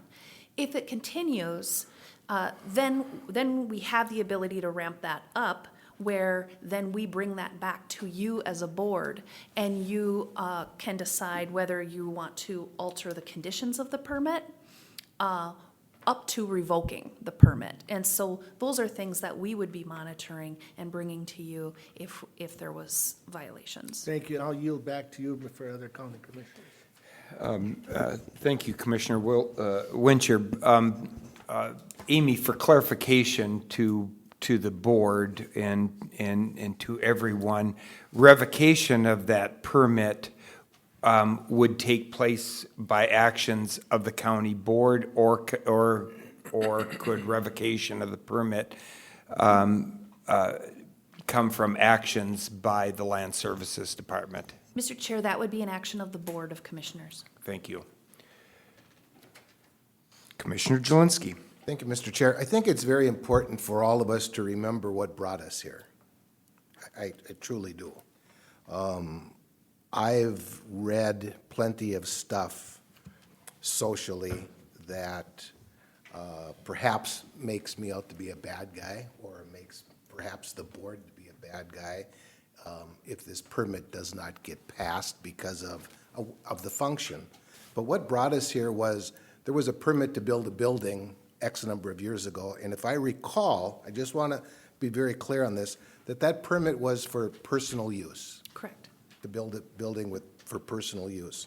Building got built, bing, bang, boom. I would say that that's not personal use anymore, what I saw. It's a store. So we violated one permit, if you will, and then decided to have a business, and that didn't apply for a permit for that, and thus we're here today for the after the fact, as Commissioner Lemire clearly stated, after the fact. And this is what it turned into. My question, and I read, Julie sent us recently, I want to say about 10 pages worth of material. Yes, Mr. Chair. And in that was one of the, other than the terms of the business and so on and so forth, was appointment only. Whatever days, for appointments. If those are appointments to bring things to the facility for sale, I don't know that. Whether, or is that special appointments for other people? I don't know that. And of course, the thing that really jumped, and it's perhaps on everybody's mind, what happens if anything is violated here? I mean, it's a big deal. It's a big deal for the neighborhood. It would be a big deal if I decided I was gonna start selling hamburgers at my house, out of my garage. I've got a grill. I could flop hamburgers and people could come in and buy one. Well, you can't really do that, especially without a permit. And so I'd be in violation of all that stuff myself. I'm very clear that parking is a safety issue on the roadway, but I want to also be very clear that in respect to Julie, Julie can't control where I park my vehicle. If I want to park my vehicle on the side of the road and walk into her facility, that's where I chose to park. However, through this procedure that we're going through, she is going to erect, or has already erected, parking straight ahead, if you will, and whatnot. I think we have to be very careful. I'm not an attorney. I might have played one on TV a couple times, but I am not an attorney. I don't know that she has control of me parking my vehicle on the road. I get the safety issue, I get all of that, but she's using, or is following through discussion that has happened, utilizing signage for parking. And the concern would be also, Commissioner Wincher perhaps stated it, what happens if there's a violation? And I get the fact, Commissioner Blaine also stated it, that if there's a violation and it's going to halt, if you will, has to come through this board. But what really truly happens if there's a violation? Is there warning 1? Is there warning 2? Is there, the third strike, now you're going to come in front of the board, and then is it again a warning? Is it strike 2? I don't know the answer to that question. I don't know that we've dealt with that. So I probably have said quite a bit of different stuff here already. As far as myself personally, and I don't mean to speak for the board, but I will, as far as myself personally and this board has certainly nothing against any type of an issue where someone's helping someone. And especially if it's a critical need type of a time, who's going to stand up and say, wait a second, I'm not going to help you. This is part of that facility. But at the same time, that facility has everything inside of it that I saw, had a price on it. It's definitely a business. And I think that's all I have, Mr. Chair. Amy, any comments to, in response to Commissioner Jelinski's comments at all? Mr. Chair, I would say, as far as for the violation, by design, the ordinance doesn't dictate how much time we give someone, because it depends on what the violation is, how egregious it is, and what a threat it is to the health, safety, and welfare of the public. So that falls on me to gauge that and to give appropriate time to correct a violation. And then it's also up to me to decide when it comes to you. Definitely when we're at that point where I'm bringing something to you, I would be engaging the county attorney in that process. But that would be something where I have heard loud and clear, however, if this is granted, there is an absolute expectation from this board that these conditions are adhered to and followed. These conditions may be the reason why you're even allowing this use in the first place on this property. So I have heard that loud and clear, and so I definitely would be applying that when I'm reviewing the compliance status of this use. Amy, I need to clarify, I feel the need to clarify something in a statement that my colleague, Commissioner Jelinski made, and I'm not looking to correct him, but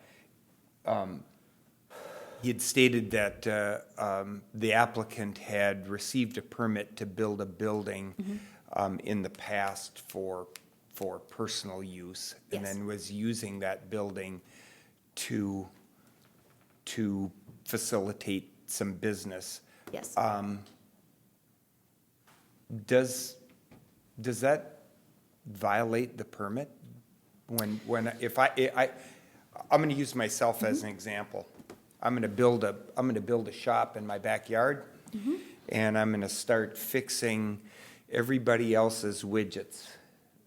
Thank you for that word, Commissioner Wincher, I love that word. I'm gonna fix everybody's widgets, that's gonna be my business. Yeah. I'm gonna pull a permit to build this building, and it's going to be my personal building, not Yes. anybody else's. And I could run a business out of there without violating that permit. Is that correct? That's not correct, Mr. Chair. Oh, thank you. Inform me and Yeah. enlighten me. There's two things we regulate in zoning. We regulate the location of buildings on the property, that's your setbacks, and we also regulate the use that occurs on building, or on properties, which is what we're talking about today, establishing an extended business. So when someone is coming in for construction, we ask both. What are you building and what are you using it for? Because we're screening for both.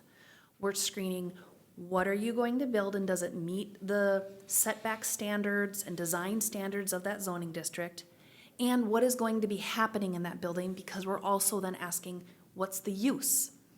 So when we ask if you're building a shed, we're saying, how are you using it? If Ms. Leichval would have identified that I am going to open a store, we would have said, ding, ding, ding, nope, we can't permit this until you go through the IUP process to establish that use. So that's how that would go. And that's why we ask what it's being used for. And when it was being identified as personal storage, that is a permitted principal use in that area. Therefore, that's why we permitted it. Thank you so much for that, and that shows the experience and depth of knowledge of my colleague, Commissioner Jelinski, and my inexperience and lack of knowledge on that, and I was wrong, and I have no problem saying I was wrong. But thank you for that. Commissioner Lemire. Amy, would it be a good thing at this time to go over the conditions? Absolutely, you sure can. We support the one, I support the ones at the Planning Commission, but some of them need a little tweaking in my mind. Absolutely, Mr. Chair, if you're okay with that. Amy, I would like that, thank you. Okay. Like on condition 1, for instance, it says parking must occur on-site and not within the right-of-way of Grouse Road. Being that there's a designated parking area, should it say must be on-site and within the designated parking area? Does that sound all Absolutely, right if that's with you? agreeable to all of I'm you. okay with that, yeah.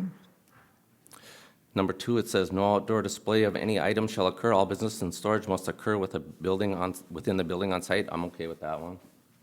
Gentlemen? Yep, Business hours shall be no frequent than 3 days per week. So we can put, as Julie requested, business hours she wants it Monday through Friday, or no, Wednesday through Friday. Correct. And then I would like it to say 9 to 4. And You know Mr. how to Chair- write that? Commissioner So- Wincher? And again, I'm good with that too, because again, when you have a business, again, this is for the other residents in there, where you have people more coming and going. I think this 9 o'clock to 4 o'clock would be of some essence, because the fact that I went and spoke with Oasis, I spoke with Hands of Hope, their hours are 9 to 4. And I think then that would coordinate with what Julie wants to do, and I think that's a great compromise, in my opinion, for Julie's business and for the residents. And again, they stated too that all appointments, they'll give out her number, and then she has to coordinate. They don't just send somebody over. This is by what Oasis and Hands of Hope had told me, so I would be for that too. So, Mr. Chair? Amy. So, would we be rewriting that to business hours shall be no more frequent than 3 days a week? And then to set, I don't know, let's You see. could put business days will be Yeah, business. Wednesday, Thursday, Friday. Hours, days. And business hours will be Yeah, between 9 and 4. shall be Wednesday through Friday, 9 AM to 4 PM. Thank you for that input and your research, Commissioner Wincher. And then number 4, Commissioner Wilson said go from 2 to 1. I have no problems with that.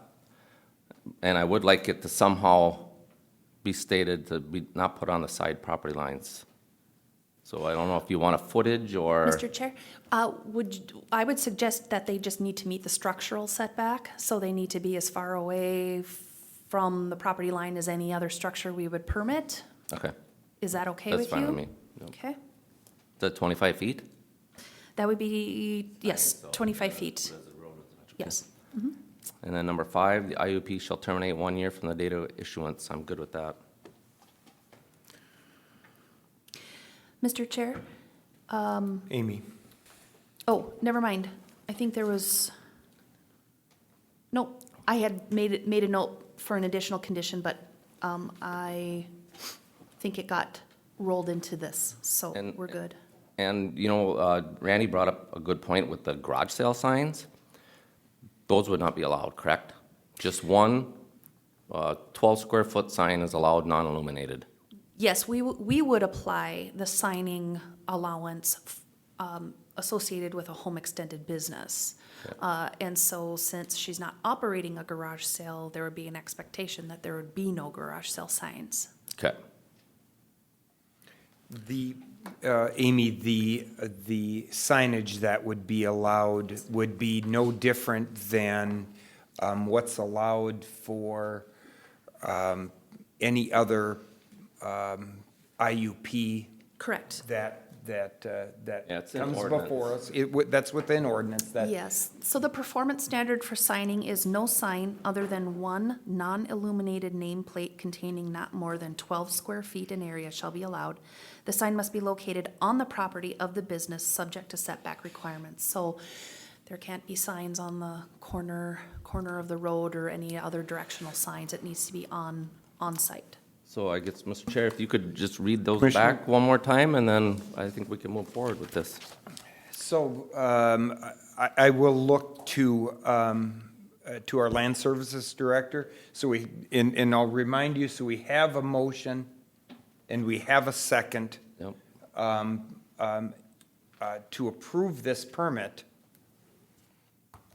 with the following 5 conditions, and I will ask Amy to read them as they will appear on the permit. Mr. Chair, first one, parking must occur on site and within the designated parking area and not within the right-of-way of Gross Road. On-site signing must be adequate to direct cars to the appropriate parking area. Number 2, no outdoor display of any items shall occur.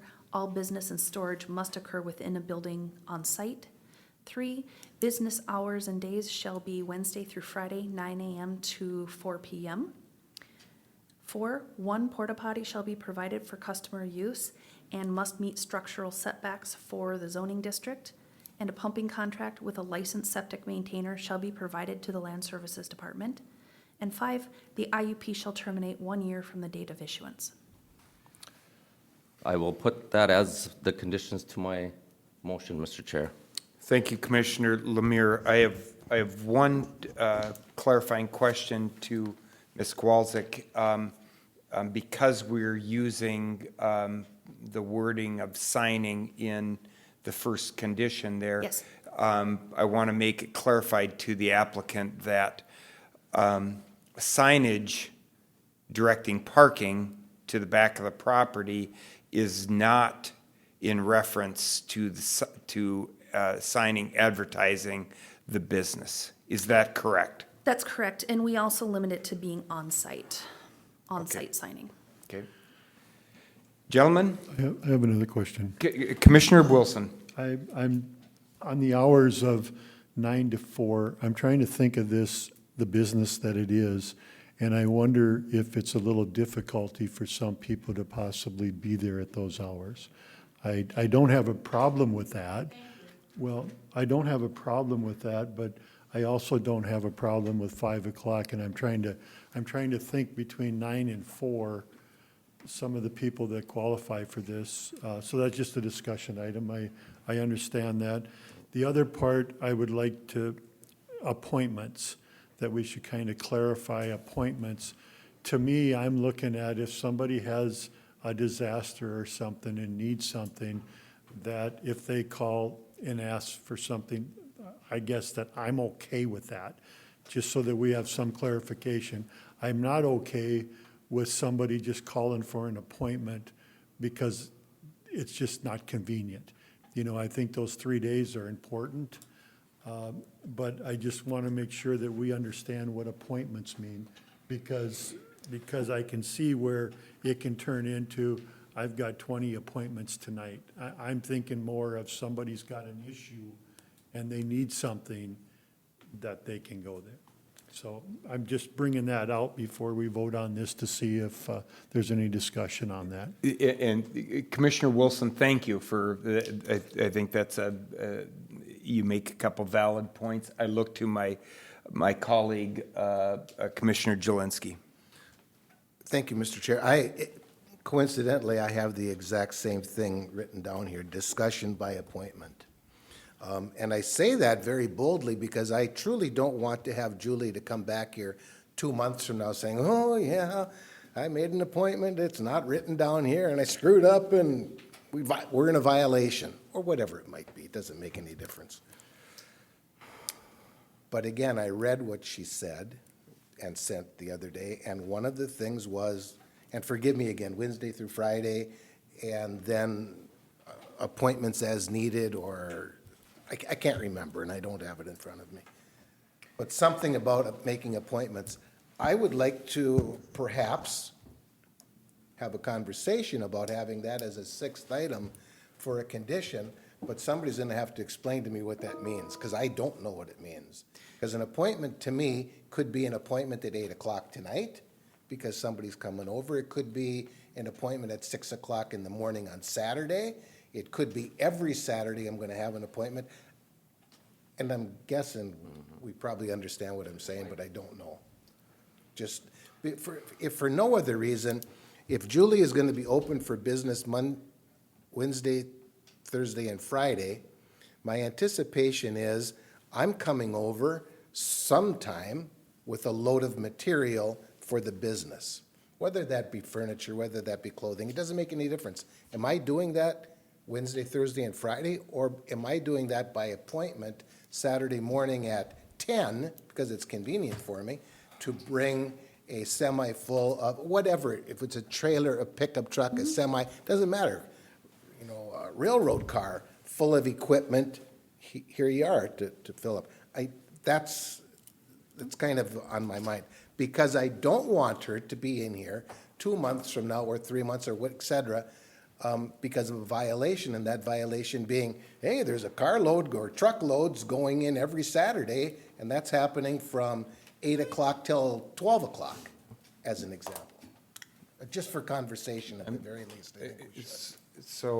So my initial reaction to that, Commissioner Jelinski and to Commissioner Wilson, is in our 3rd condition that was stated here, we are stating the hours of operation of this business.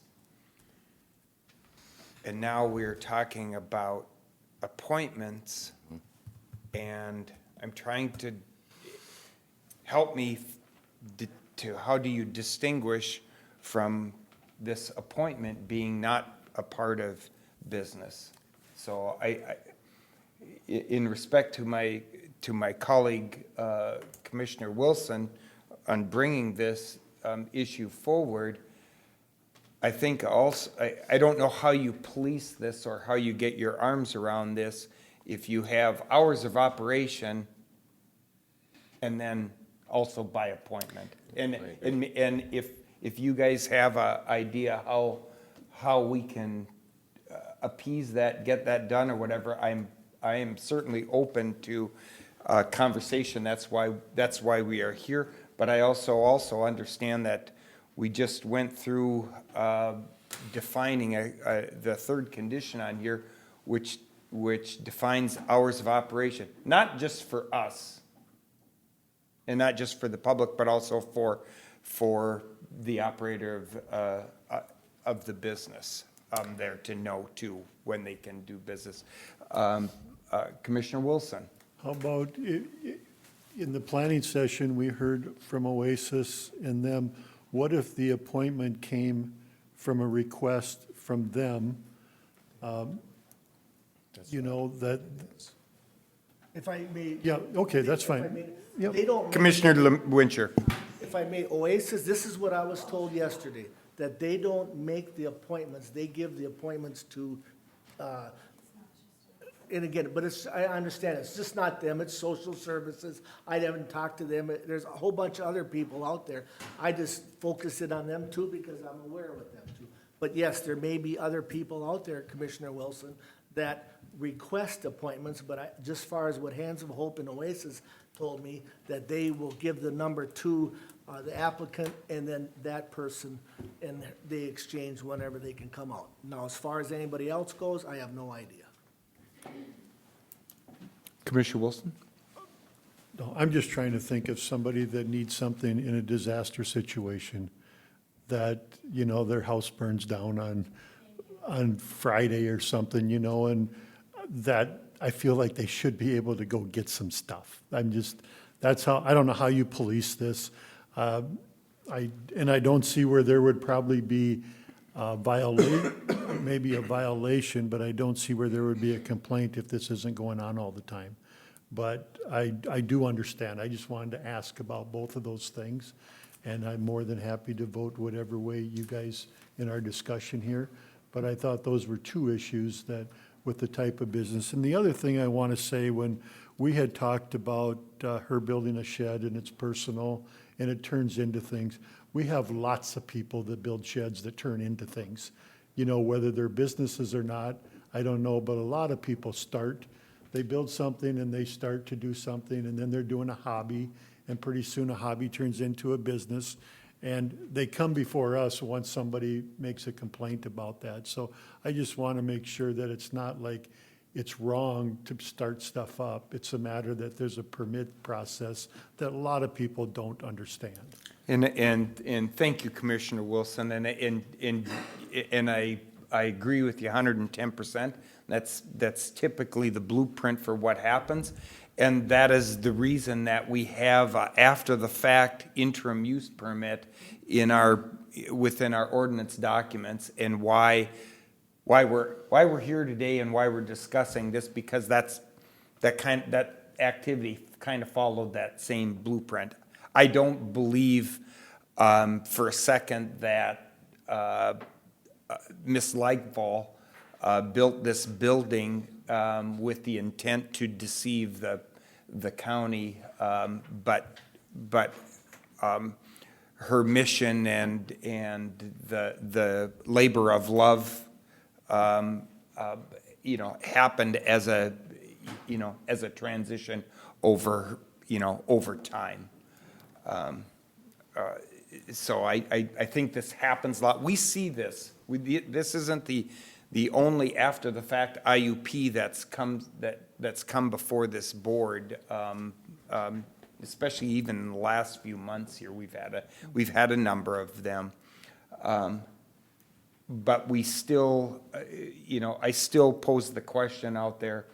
How do we address this, or have we addressed this, gentlemen? Have we addressed this in the third condition? That this is when the hours of operation of this business will take place? What is your thought? I'm not here to.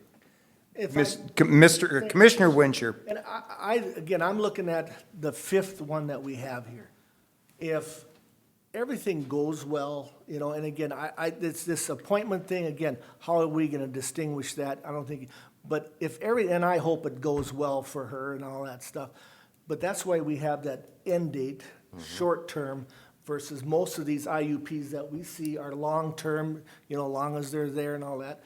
Let's give this a chance and see what happens. Again, there's always gonna be exceptions, and we just can't predict those things. But I think that's a big thing here, in my opinion, that 5, because she's doing one hell of a job. Man, let's let her do it from there on, excuse my French, So that's where, I think where we should relook at that issue in 1 year and see what happens, because knowing her background, she'll do a good job, but let's just revisit it in 1 year, my opinion.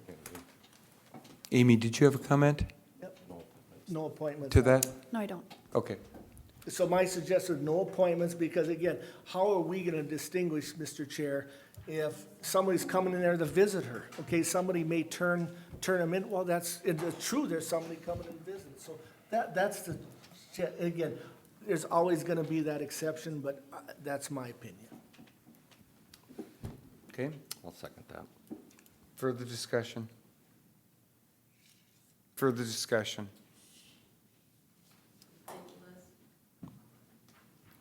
Do you want it at all, or? I want it. Okay, then. So, to those with us here, this isn't an open forum, this is a decision. Thank you. Thank you. Gentlemen, we have a motion and a second to approve the interim use permit before us with the 5 conditions. Gentlemen, all those in favor signify by saying aye. Aye. Aye. Those opposed? The interim use is granted with 5 conditions. Thank you, Mr. Chair. Okay, the next item I have is,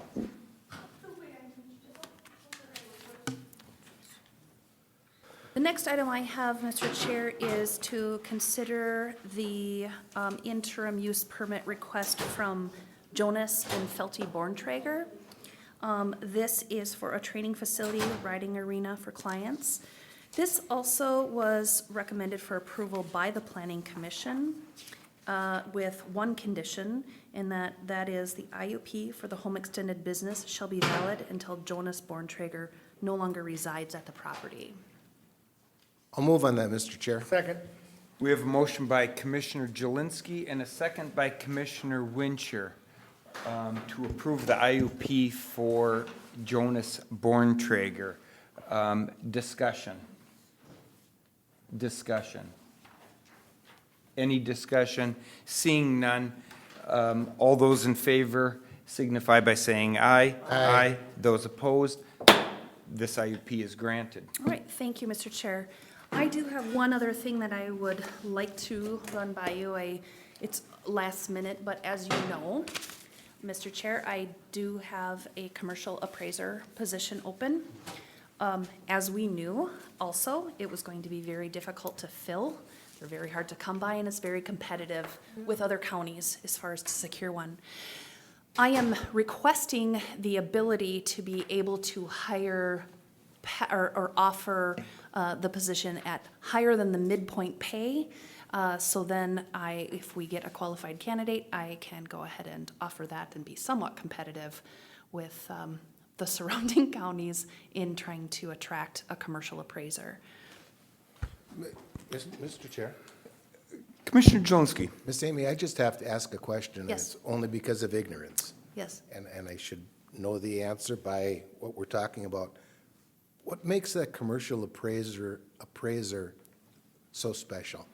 And I don't Yeah. mean it about any person. No, You know what totally I'm understand. No, they're income qualified, so it's a higher level of training that they have, and not all appraisers pursue it. And not all appraisers are interested in commercial appraising, and so it's a subset of property that's trickier to value, and so we don't have many people that pursue that additional training to be able So to we do it. just had conversation about a business, whatever, at-home business. Yes. Are we talking more so about, We're talking about apartment buildings, Thank we're talking about places of business within city limits, because we value all of those. Yep. Storage, rental facilities. Okay, okay. And any commercial use that's classified on a property is what is being looked at by our commercial appraiser. and just one more thing, if I may? Commissioner Jelinski. What you're saying indirectly is that our step and grade system is below surrounding area at the very least. Correct. I'm assuming, and in order to garner someone like that, whomever it might be, why should they come here for $10 an hour when they can go to Todd County for $12 an hour or 14 or whatever the case is? That's what I'm hearing? Yes, Mr. Chair. Thank you. Amy, thank you, Commissioner Jelinski. Amy, what you're asking for is for us to grant you the ability to negotiate in a higher realm of pay.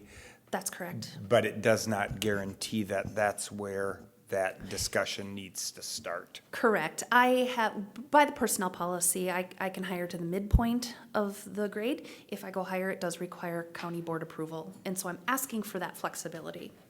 And gentlemen, this isn't the first time we've had this question before us. Commissioner Wilson. Well, and it's also not going over what our grades are. I mean, No, it it's would the be within our starting- grade. It would just be a higher step perhaps. You might have yes. somebody that comes in here with 10 years' experience, which would give them more money, but we're not giving more money than we normally give.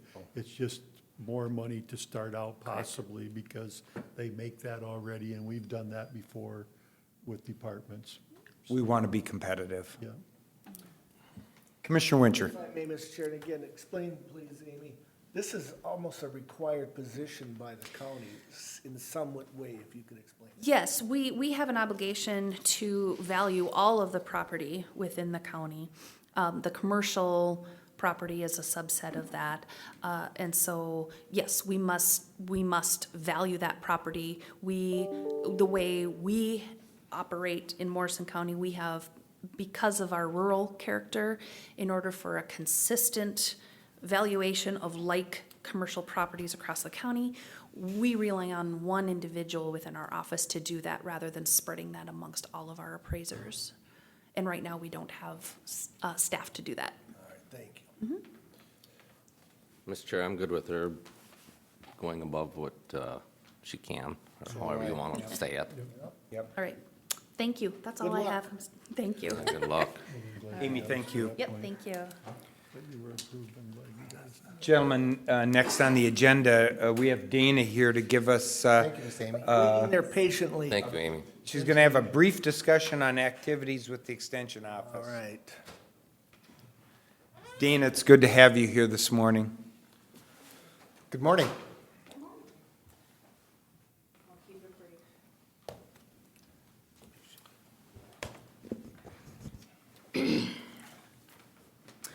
So as I've brought to the attention of both Commissioner Wincher and Commissioner Blaine, we at the university have tried to bring attention to highly pathogenic avian influenza, and not through the, we partner with the Board of Animal Health, but what we offer is education. So it has struck central Minnesota relatively hard, Morrison County especially. And what we offer through the University of Minnesota is education, as in preventative, as in what can you do. So we are talking to producers as to what are steps that you can take. And we've talked to a lot of small flock owners in central Minnesota, and those are the calls that have been coming into the farm information line, and that has been housed in Stearns County. So that is how we've been addressing that, is trying to engage people and provide that education, as in what resources should you be using right now. So that has been a hot topic of within the university lately. We also had so I'm going to talk about what has recently happened, then I'll talk about what I am doing within the next couple months.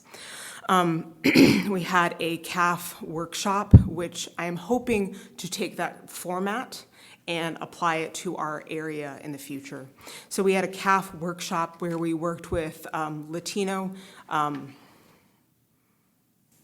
small farmers who were interested in taking Holstein bull calves and raising them out, and then they go into the beef career path.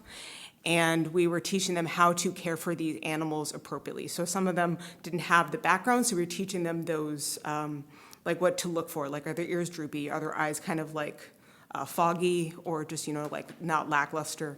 But we were teaching them like management skills, and they walked away engaged, and we offered it in Spanish, and we had it on a farm in Todd County, and we had an excellent manager there who was Latino, so it was almost like on their home turf. So it was an excellent atmosphere for them to ask a vet questions, hear it in Spanish, and hear from an excellent manager how to do it well. So I want to take that kind of format and offer it to farms in Stearns, Benton, and Morrison counties. So that was an excellent dry run for me as to how can I offer this kind of programming. So I'm hoping to do that hopefully within the next year or two.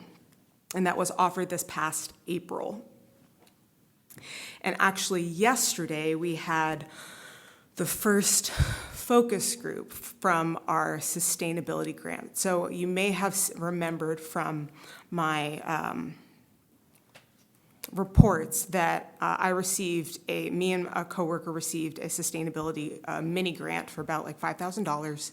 And we're targeting it towards small livestock farmers. So small scale, like I'm looking at under 40 head of like beef or sheep or lamb or goats.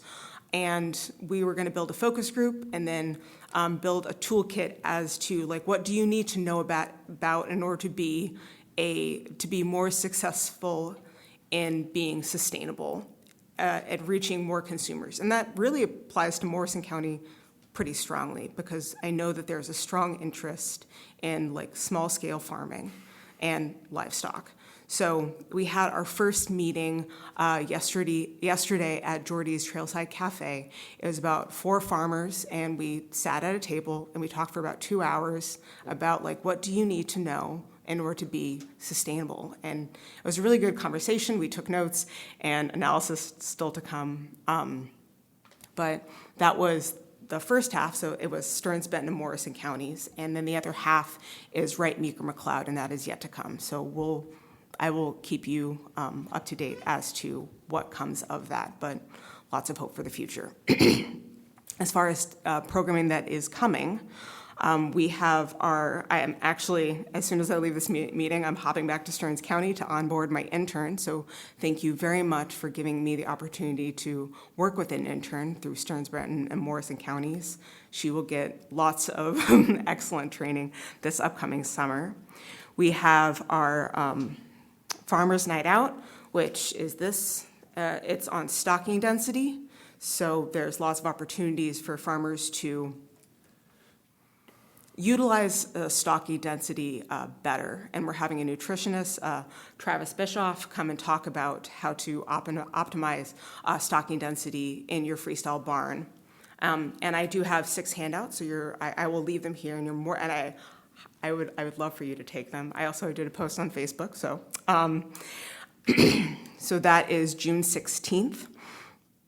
On July 12th is the Minnesota Cattlemen's tour. We are actually doing it in the cities. The UMN is hosting this year, so it'll be around, like on campus, really highlighting all of what the University of Minnesota does. We're kind of based on what the Minnesota Cattlemen asked for. We're kind of angling it towards forages and how they affect how cattlemen can use forages more effectively in order to supplement beef cattle rations.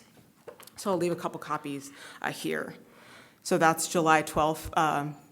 Fun. We're starting at the Minnesota Zoo. So we're starting and looping back to the Minnesota Zoo. So we'll both start and end at the Minnesota Zoo, so you can hang out and maybe grab a beer and look at, monkeys, lions, etc. On July, I'm sorry, August. I like the beer party. Yeah, as you wish.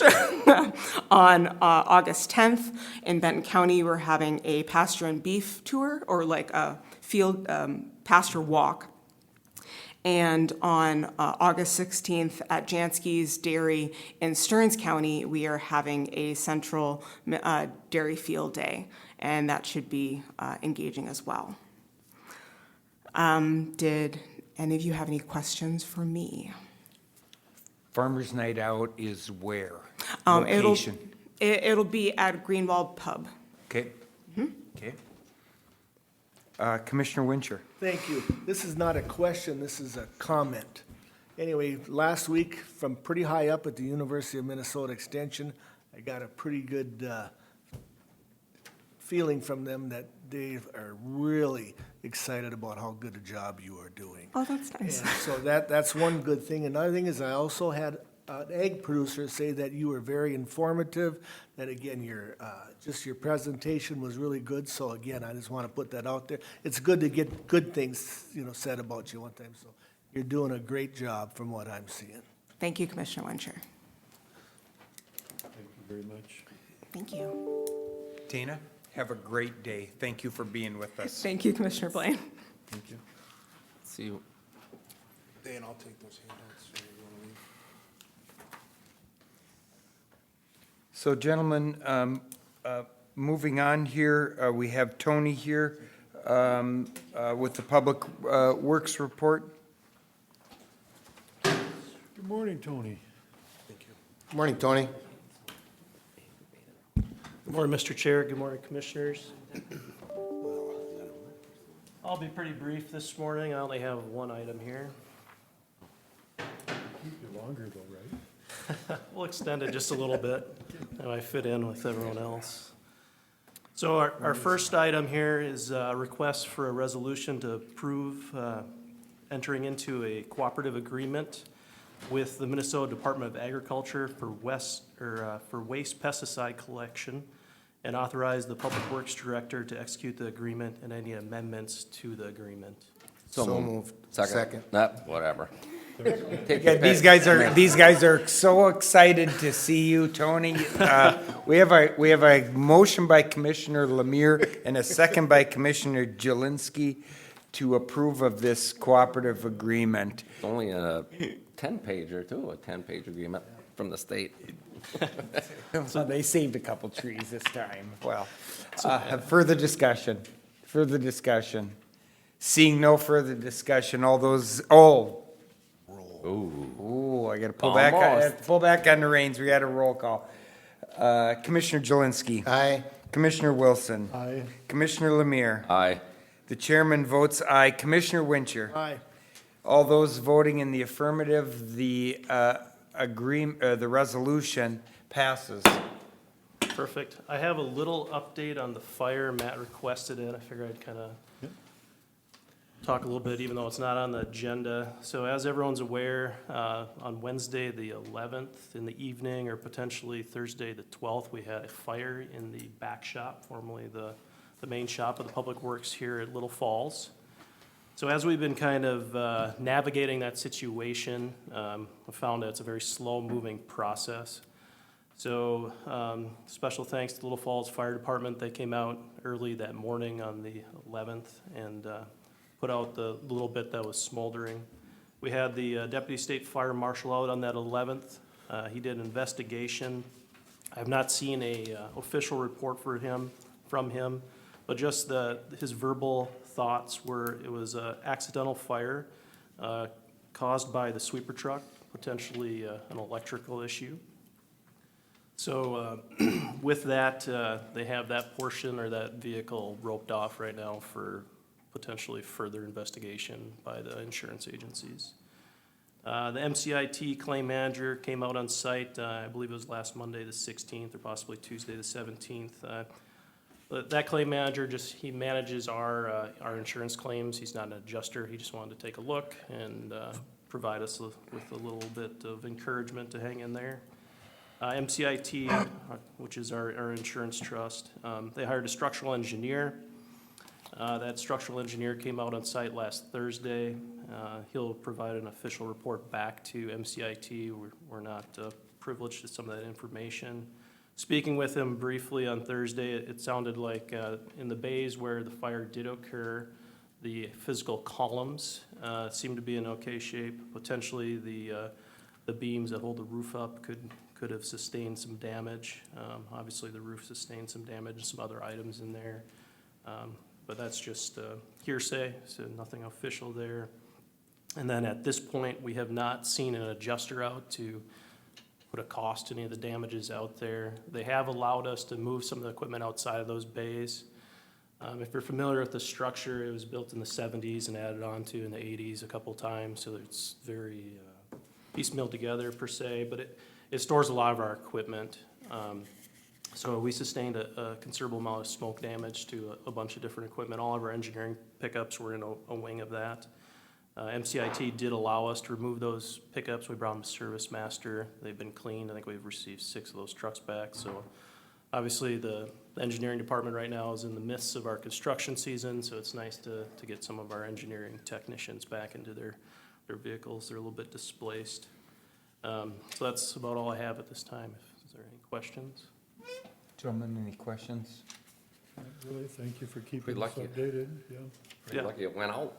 Yeah, talking with the people, the fire marshal and then some of the fire department, they were surprised. It could have been a lot worse. We do have natural gas running through that building, and the flames or the heat melted a bunch of that pipes. So if it would have received a little more oxygen, it could have provided a pretty big boom.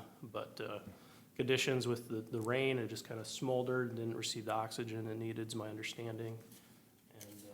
And we're lucky when our staff came on site Thursday morning that when they opened the door, it didn't facilitate something more. So, with no one getting hurt, it's just an inconvenience and a cost, but we'll just move forward, and that's all we can do.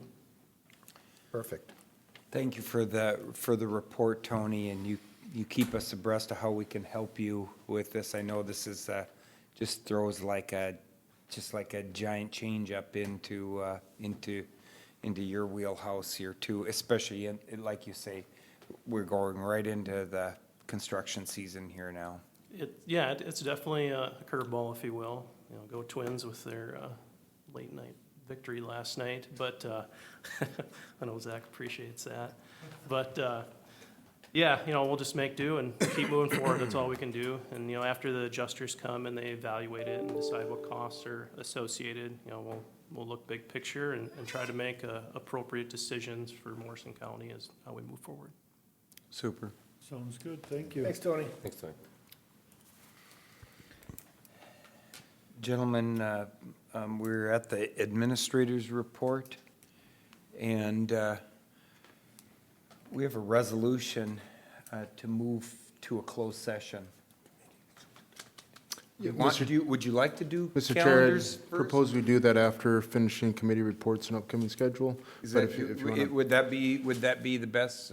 Was looking to pass the resolution that we'd go into a closed session following the committee reports and upcoming schedule. Then we will do, anything anyone needs to mention about committees or committee assignments? If not, I will look to our deputy clerk here, our chief clerk of our board, excuse me.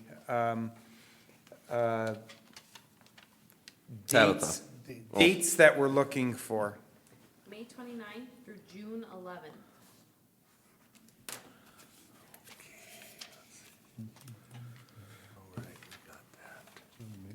Commissioner Jelinski will bat lead off. Okay, and as we start, I'm going to look at the 31st of May at 8:30 in the morning. We have a planning meeting. And prior to that, at 8 o'clock in the morning is Jennifer Drill's retirement coffee, I think. 6 o'clock in the evening, Planning Commission, Board of Adjustments, and that is here at the Government Center in the boardroom. On the 2nd at 10 o'clock in the morning, I have an SECB Legislative Committee meeting. That is virtual. On the 3rd of May at 8:30 in the morning, we have a Public Works Planning meeting.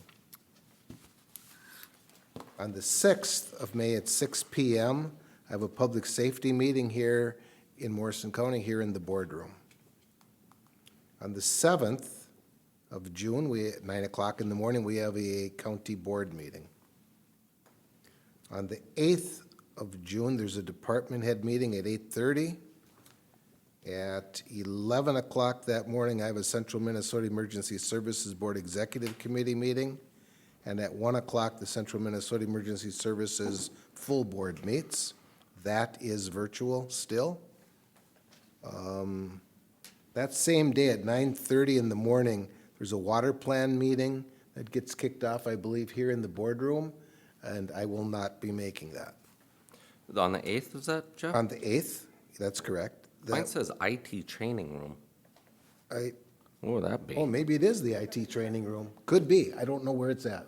It could be the IT training room. Mr. Chair, the department head meeting is in the IT training room on the 8th at 8:30. Oh. And then the water plan task force Sorry, meeting is in the boardroom at 9:30. All right. Yeah, sorry. On the 9th at 10 o'clock in the morning, I have the Central Minnesota Emergency Services Board Next Generation 911 virtual meeting also. On the 10th at 10 o'clock in the morning, I have a Central Minnesota Emergency Services Board RAC meeting that is virtual. Mr. Chair, that's all I have. Thank you, Commissioner Jelinski. Commissioner Wincher, you want to bat second? I am good with Commissioner Jelinski covered everything, so I'm good.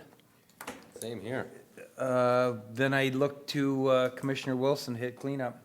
I think that he's covered all mine, except there's a possibility that I have a trails on the 9th at 6 o'clock. It's not on my calendar, I haven't got a notice yet, but it was the second Thursday last month, so Where would that be? that'd be a city hall. Yes. Otherwise, I'm covered. Mr. Jelinski always takes care of all of us. Yeah, he is, that's how he's the leadoff hitter. The hardest to work in one. It's a million singles. The only thing I can throw out there, and this will be a bigger deal for the One Watershed, One Plan for the Mississippi River kickoff meeting will be on June 6th from 4 to 6 p.m., and that's going to be at Camp Ripley at the Environmental Center, unless there is changes to that. That was how I had things. Oh, I'm not. And I'll keep you informed on that. Mr. Chair. Mr. LeBlanc. And just one other item of note, of course, the Government Center will be closed on the 30th of May in recognition of Memorial Day. Thank you. That water plan meeting that's here, is that the one like that we always did out at Camp Ripley? No, this one, remember, you probably, the DNR comes, Okay. you know, Okay. soil But and that's for water. all of us to be at. Right, yeah. Okay. Yep. I won't be there. You'd be- It's the I mean, Mississippi everybody's River invited. One The whole board is Watershed. invited. Never go on vacation, Mike. It's the kickoff meeting. Gentlemen, anything else? If not, I would like to ask for a motion to approve the So moved. resolution to move to closed session. We have a motion by Commissioner Wincher, a second by Commissioner Lemire to move to closed session. So we will recess here for a few minutes to close down the meeting. Bathroom break.